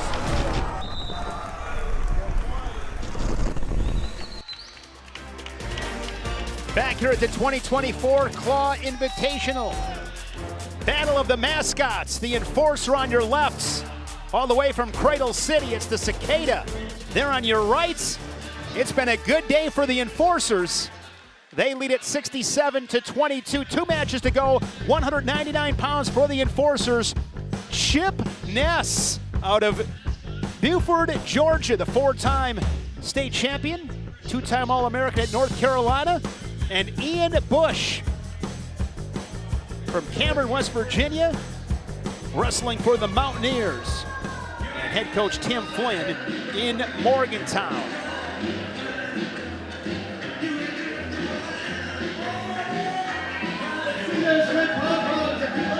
Looking at the results, Ranier Ortega got the Enforcers off to a good start. Alan Hart was super impressive at 144 pounds.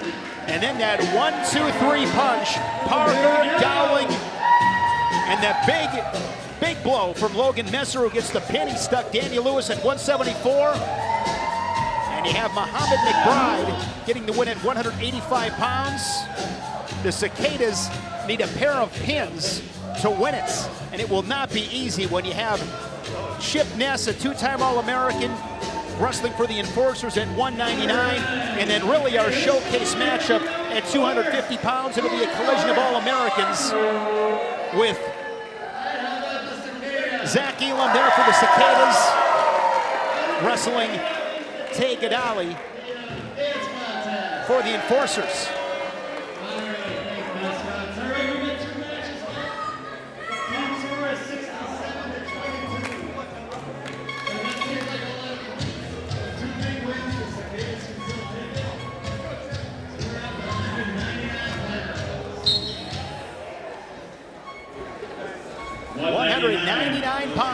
Ian Bush from West Virginia.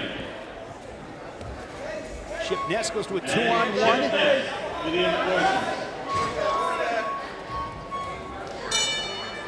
Chip Ness, 4-time Georgia State champion, 168-1 record.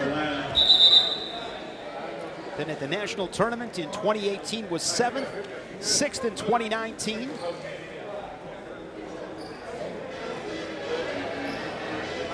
Ian Bush, 2-time.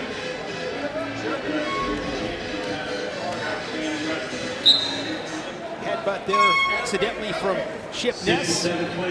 Bush slap hand, center of the mat. They're back at it, no score. 30 seconds into this first round.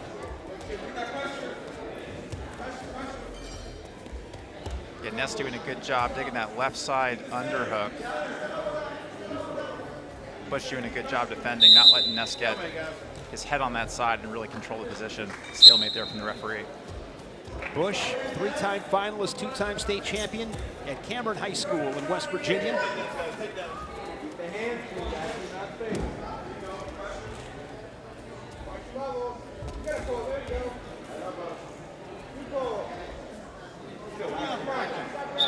And now Chip Ness. Poked in the left eye.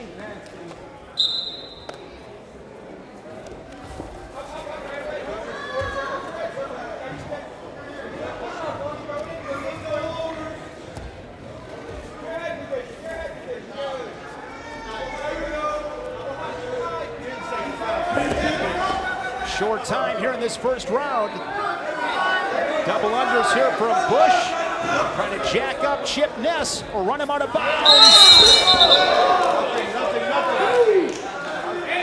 No points there on the edge. That was close. Yeah, Bush did a good job recognizing where they were at on the mat, where their clock was, tried to get that push-out point, but Ness a really good job circling and preventing him from doing so.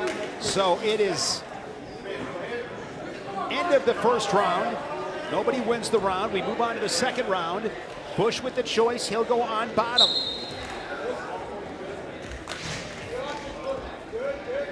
Ian Bush and the Cicadas down 67-22. They need 2 pins to win this as Bush hits the pylon. 1-0. How about the job Kate Henschel has done as the GM of the Enforcers? He's done a fantastic job. They've looked really good, really sharp all day. Bush also getting in that sequence, in addition to the pylon point, the escape, and the quick score bonus. So he's got a 3-0 lead right now with 30 seconds left in the second round.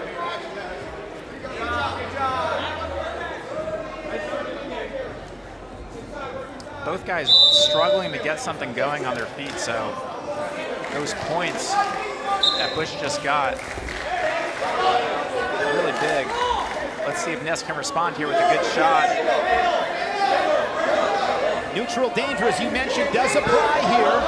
As Bush able to roll through, the scramble continues in the final seconds of the second round, and Ian Bush will take the round 3-0.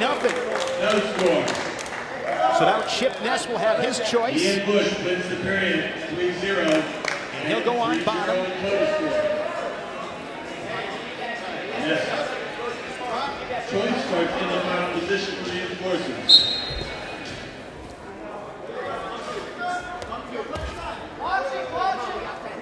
Coffee grinder position there, Mike McMullen. You know that's a coffee grinder. I think we call it a bow and arrow on the East Coast, but nonetheless, Bush doing a good job of getting some forward pressure on top, controlling Ness. But we've seen with some of these guys on top with a lot of forward pressure, the bottom guy actually can use that to their benefit to get to these pylons. That being said, Bush has done a really good job of finding that right balance of pressure but control, which is really important here in Claw. Great strategy right there as he gives the escape near the edge, pushes him out of bounds. Really savvy wrestling by Bush. Basically takes away that escape by getting that push out point. Gives himself a shot to win this round with 30 seconds left. 30 seconds here, guys.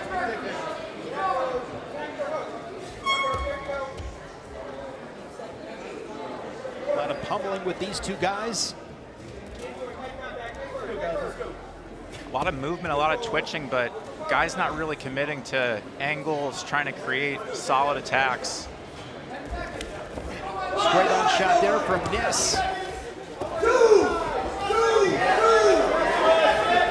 Good sequence there.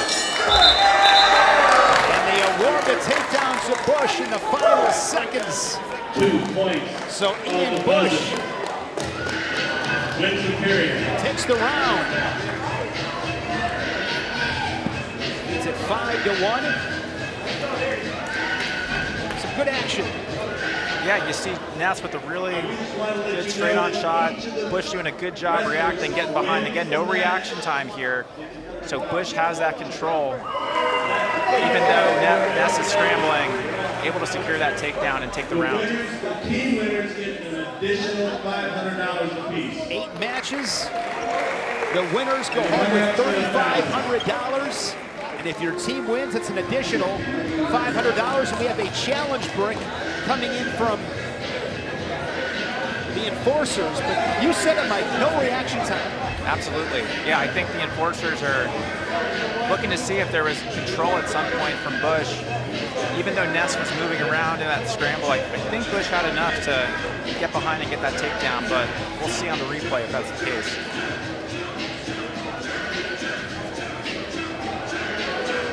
So the officials discussing.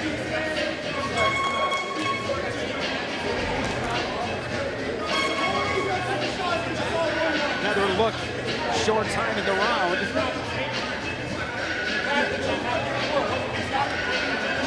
Yeah, I think towards that, right there, you see him behind the shoulders of Ness. Ness does turn into a hip ice under to try to keep the action going, but I think that's enough to warrant the takedown. We'll see if the officials agree.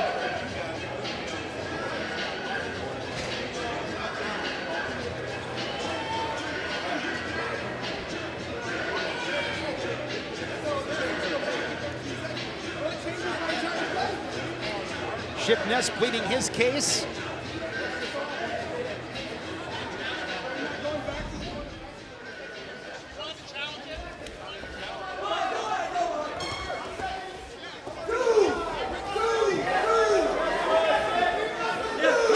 There, I think he's got it.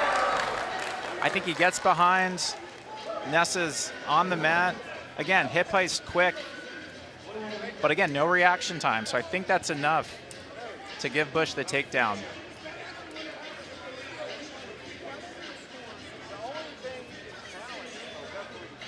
This is a big decision.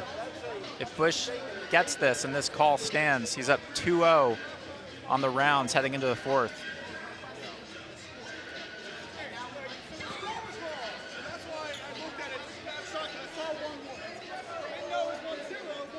So Chip Ness is here at the table pleading his case to us. So his frustration is the score. He's saying he doesn't know if the score was right or he saw something else. So that's kind of where some of the confusion comes in.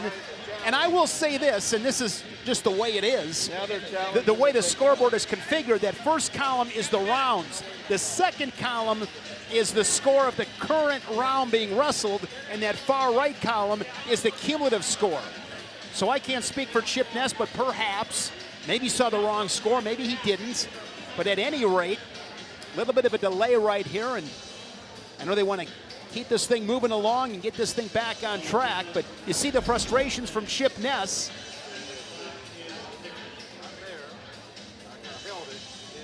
Another look in the final seconds of the round. Yeah, I think right there, he's under both arms, he's behind. It's tricky because Ness's hands are not on the mat once he gets there. And I would also note this, the call on the mat was 2. So the officials need to have definitive proof that the call can be overturned. 2024 championship finals here at the Claw Invitational. Shane Sparks along with 4-time All-American Mike McMullen, also joined by Mike Malaconico and Wayne and Zach Beaver. Had the draft last night after a day of wrestling. Again, special thanks to our GMs, Billy Baldwin and Caden Henschel. Been a lot of fun, claw wrestling, the action, a lot of scoring. Quick stalemate and stall calls, urgency. The officials are continuing to look at the monitor. Again, Claw looking to launch a professional league. Plan is to kick things off in October of 2025. Yeah, I think it is close because Bush does get behind both of those arms, but Ness technically does not have his hands on the mat when he gets there. This is towards the end of the sequence, but I think it's close.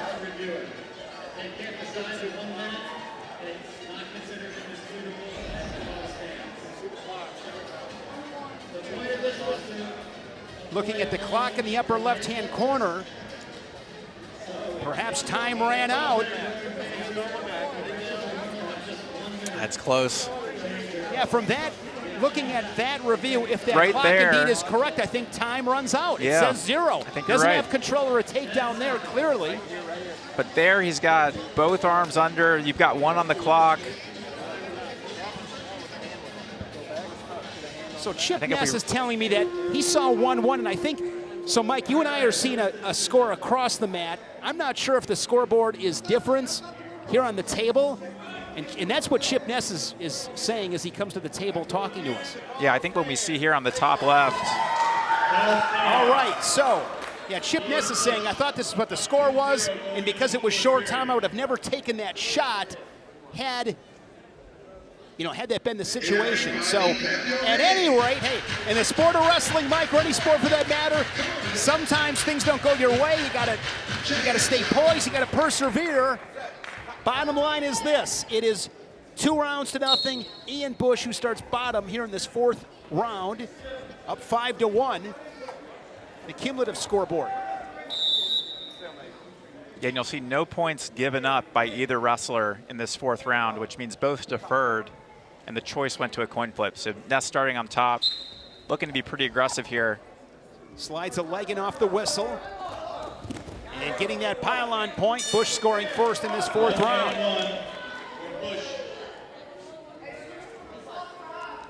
Quick pylon. And Ness is a great wrestler, but if you're Bush, you've got to start thinking about that team component. You feel like you have the lead locked up, you're going to win the match, but any points you can get can help chip away at that big lead that the Enforcers have over the Cicadas. Straight on shot there from Chip Ness. Bush gets behind and gets the takedown down the edge. 2 more for the Cicada Bush. And he is in control, 5-0 in this 4th round. And now 10-1. Exactly. You see 10-1 on the team on the aggregate score. If he wins, he's getting 14 towards his team. He's got to be thinking score, score, score. And good job there from Ian Bush as he knocks the pylon himself. It's been a physical match with these two. Absolutely. Physical, tactical.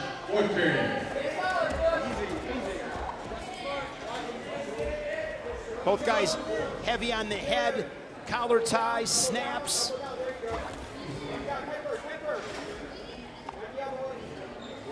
If you're Ness, you got to be thinking big home run. You're not going to win on rounds. He's got 15 seconds. Let's see if he goes for a feet to back combo here. Final 10 seconds. Oh, and he goes for it. And Ness will score a takedown. But Ian Bush wins 3 rounds and gets the 10-4 win. So it's 11 points for the Cicadas on the team scoreboard. Early on, talked about the physicality, little inadvertent headbutt there from Chip Ness. This match was chippy. That's right, Shane. Both guys really coming out aggressive, hard hand fight.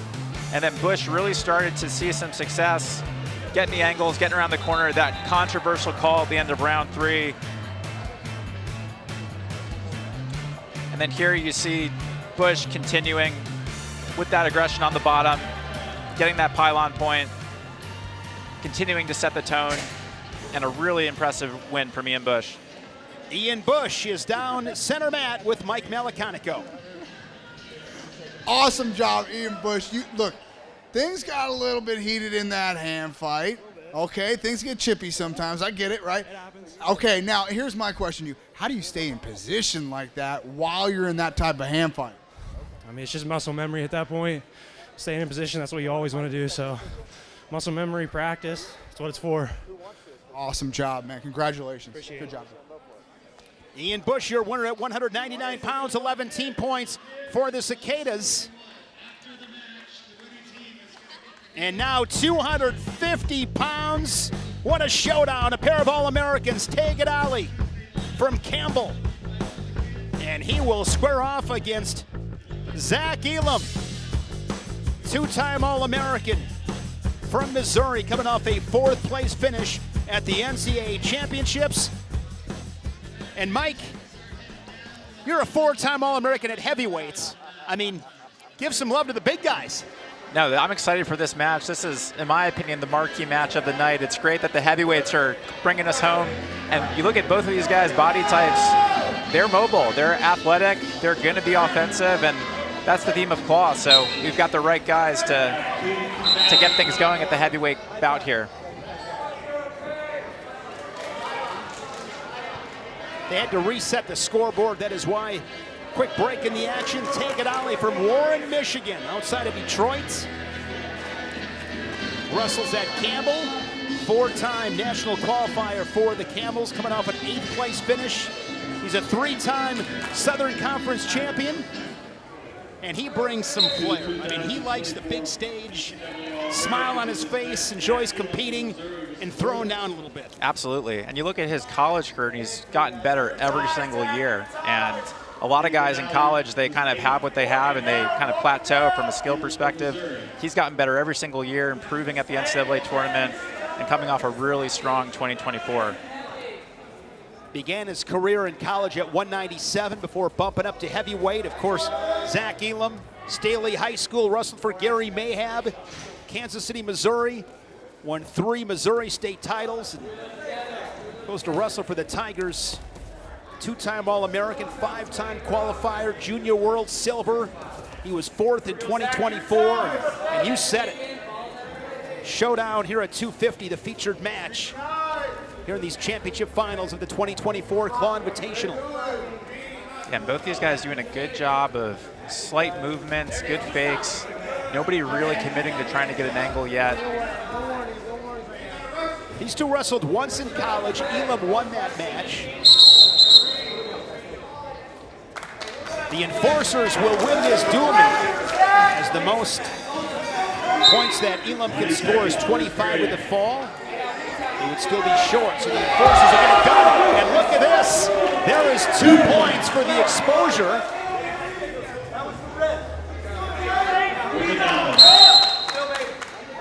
Gadali. Those are huge points, Mike, inside of 10 seconds. Absolutely. I think that's the first implementation we've seen of the exposure so far this entire match. Feet to back. Feet to back for 2. Absolutely, yeah. Really good incorporation of freestyle rules. And Gadali doing a good job of recognizing short time on the clock, not able to get his offense going, but using the rule set to his advantage to take that round. It's a head pinch to take the round. And now Gadali will go on bottom. Good look at Tay Gadali. Scott Sentis has done a phenomenal job there at Campbell. Now Gadali looking to get that pile. He scores the points. Low ride from Elam. Sinks it in, riding that right side. Elam is an absolute beast on top. We saw him in that match against Colton Schultz. He rode the Sun Devil for 4 or 5 minutes. He was on top a lot. Absolutely. No, he's really strong from the top position. We'll see what he can do here with this different rule set. Gadali did a good job of recognizing the pylon opportunity and the quick score bonus. So even though he's still on bottom, he's up 2-0 right now. There's a caution on Elam. His brother Rocky is still at Missouri. Has 1 more year left. Yeah, one thing in watching this today, Mike, the strategy is a lot of fun. Absolutely. There's so many dimensions. The bottom guy, again, we've seen a lot of movement off the whistle, which you're not seeing as much in the college folk style season, but good job there, Elam, almost getting some of the back points. But yeah, Cicadas bench wanted the 1 count. Yeah, but doing a really good job of just recognizing some of these situational opportunities to get more points, even if you're not able to get the escape. So now down to 10 seconds. If Elam can ride him these final seconds of the round, he'll get the 2 points, and it'll be a 2-2 round. That will be the case. So Elam rides Gadali the entire 60 seconds of round 2. The 2 points are awarded.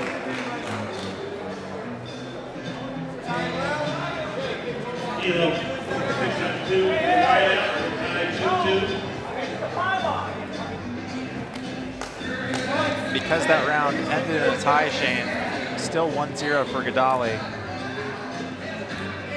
Now Elam with the choice. He'll go on bottom. Into the third tier. Period. Elam starts at the bottom position for the Cicadas.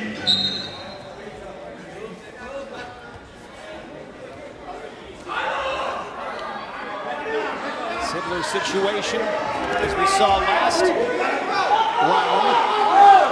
This time, Elam crawls over, knocks the pylon over.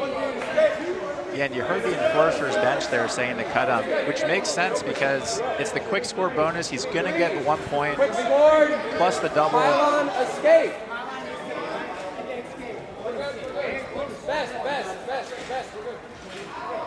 A lot of strategy that comes into play with these multiple dimensions on the bottom wrestling.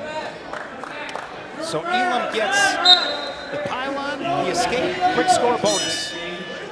3 points on the board for Zach Elam here in this third round. With that, he takes the lead overall 5-4. But it's really about the rounds.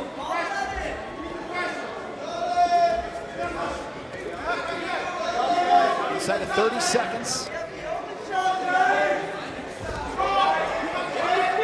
It's a good shot by Elam, but really good defense by Gadali to bring him back up to the top.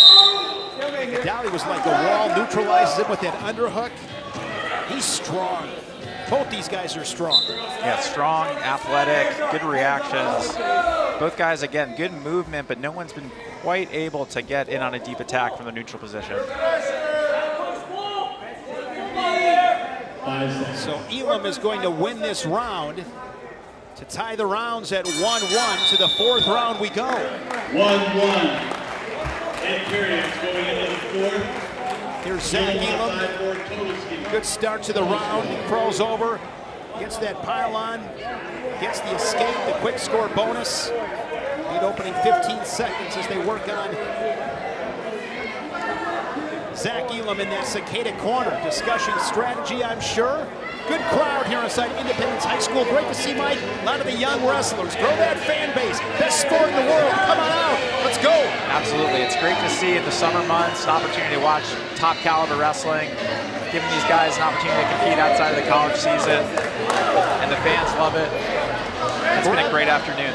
Grab your phone right now and follow @Claw_Wrestling on Facebook, on X, and on Instagram.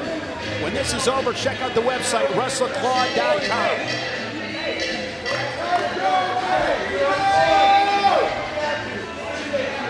So in this fourth round, yeah, we had there, Gadali had the choice. He deferred. Elam chose down, gave up 1 point in the process to Gadali, but coming out of that third round, saw a lot of success from the bottom position, able to get an escape here plus the quick score bonus to go up 2-1 in the fourth. So really good strategy there from Elam to give up the point so he could have the choice, knowing he could score in that bottom position.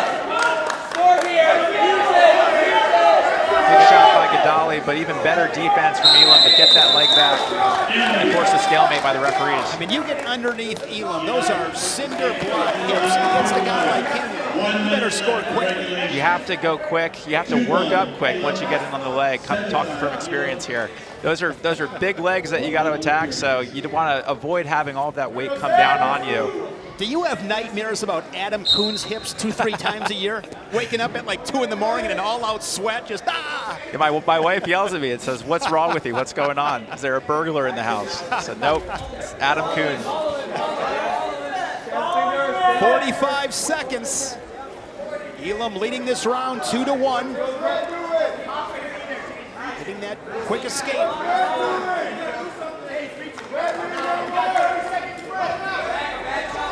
So he wrestled some amazing heavyweights, no question. Here's 2 more. It's been great to see the weight class, I think, evolve over the past 10 years or so. You're seeing more guys with this kind of 240, 250 body type that are mobile, offensive. These guys both exemplify that, but it's been really fun to watch the weight class evolve. They bring the towel out quick. Wipe the sweat off. The Claw logo, center of the mat. Gadali's got to be thinking push out. He hasn't really been able to get deep on his offense. He got that high crop, but wasn't able to convert. Elam dives in on a single leg. If nothing anything else, this will take some time off the clock, the quick stalemate. But if you're able to do that a couple more times, probably secure the win. And Gadali did a good job in that first round of utilizing that exposure rule by getting the 2 points for that chest lock. So let's see if he maybe comes back to that with 13 seconds left.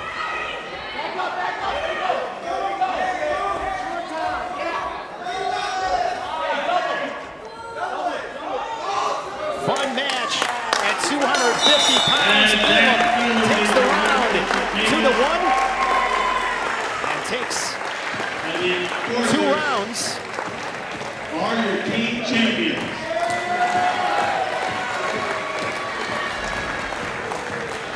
Zach Elam scoring the points on bottom. Yeah, really recognizing the rule set to his advantage, capitalizing on that pylon point, getting the escape here. Doing a good job of scoring points on bottom. And then again here, just doing a good job building his base up, getting that escape point. Really solid work. Scoring a lot of points from the bottom position. Mike Malacanico is with our winner at 250 pounds. Zach Elam, the only way that you can stay in frame is by putting your hands on your knees like that with me in the frame. Now listen, it looked like there was a little bit of a learning curve for you out there. It took you to the second, third period to kind of figure out the scoring and stuff like that. Is that about right?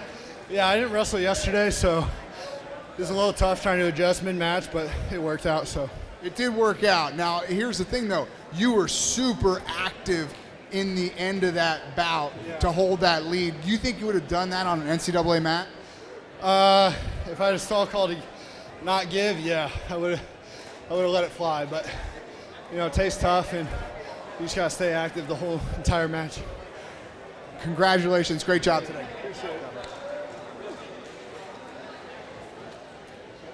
Fun day of wrestling here at the 2024 Claw Invitational Championship Finals. Final score, the Enforcers over the Cicadas, 67-40. Love seeing that score. Back to wrap it up after this. This is your journey. The road ahead may be difficult, but you like it that way.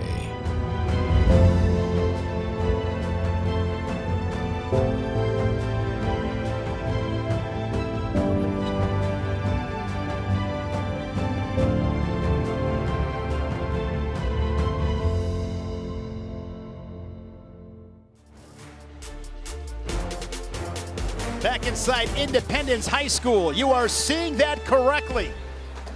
That is not a basketball score, that is a wrestling score. 67-40. Some great action, all kinds of fun today. Shane Sparks, along with Mike McMullen. And Mike, these last couple of days, highly entertaining. It was fun to watch, it was fun to call as a broadcaster, and all I know is this. Don't look away for 2 seconds because you might have missed 3 or 4 points. Absolutely. We saw a ton of different ways to score points throughout the matches. A lot of guys winning on bottom, moving, getting these pylon points, going quick off the whistle, capitalizing on the quick score bonus. A lot of guys, the difference was their bottom wrestling, which is not something I would say in a folk style match. So clearly some opportunities to get alternative points from the neutral and top position. Really, really interesting rule set that resulted in some great actions.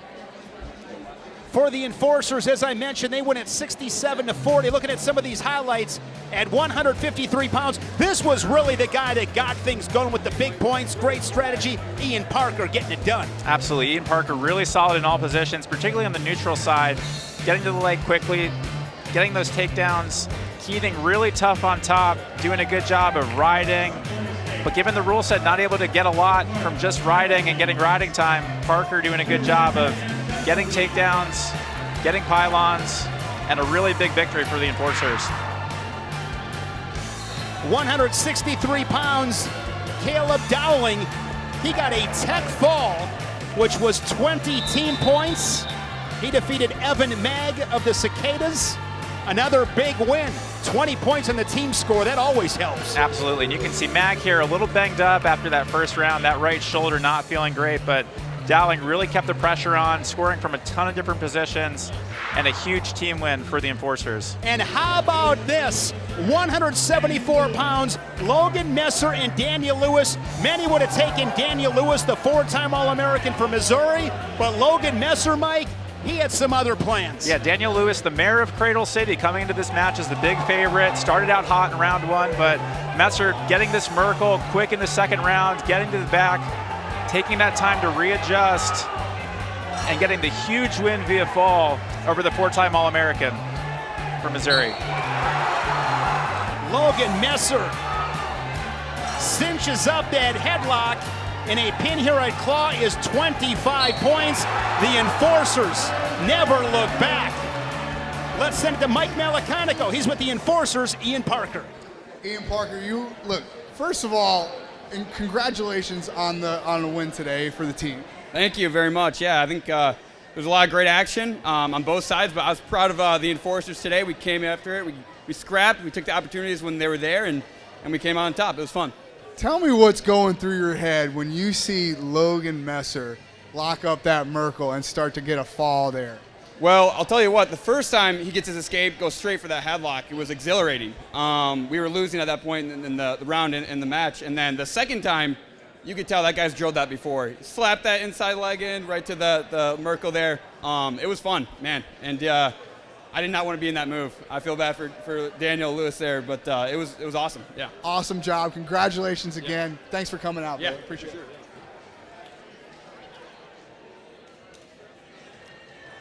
2024 Claw Invitational Championship Finals. What a fun day. The scoreboard is exhausted. 67-40 the final score. The Enforcers, your winners. Want to thank Mike Malaconico along with Zach and Wayne Bieber and Mike McMullen. It's been a blast. Big thanks to our production crew. I'm Shane Sparks saying so long from Virginia. Again, the final score, the Enforcers 67, the Cicadas 40.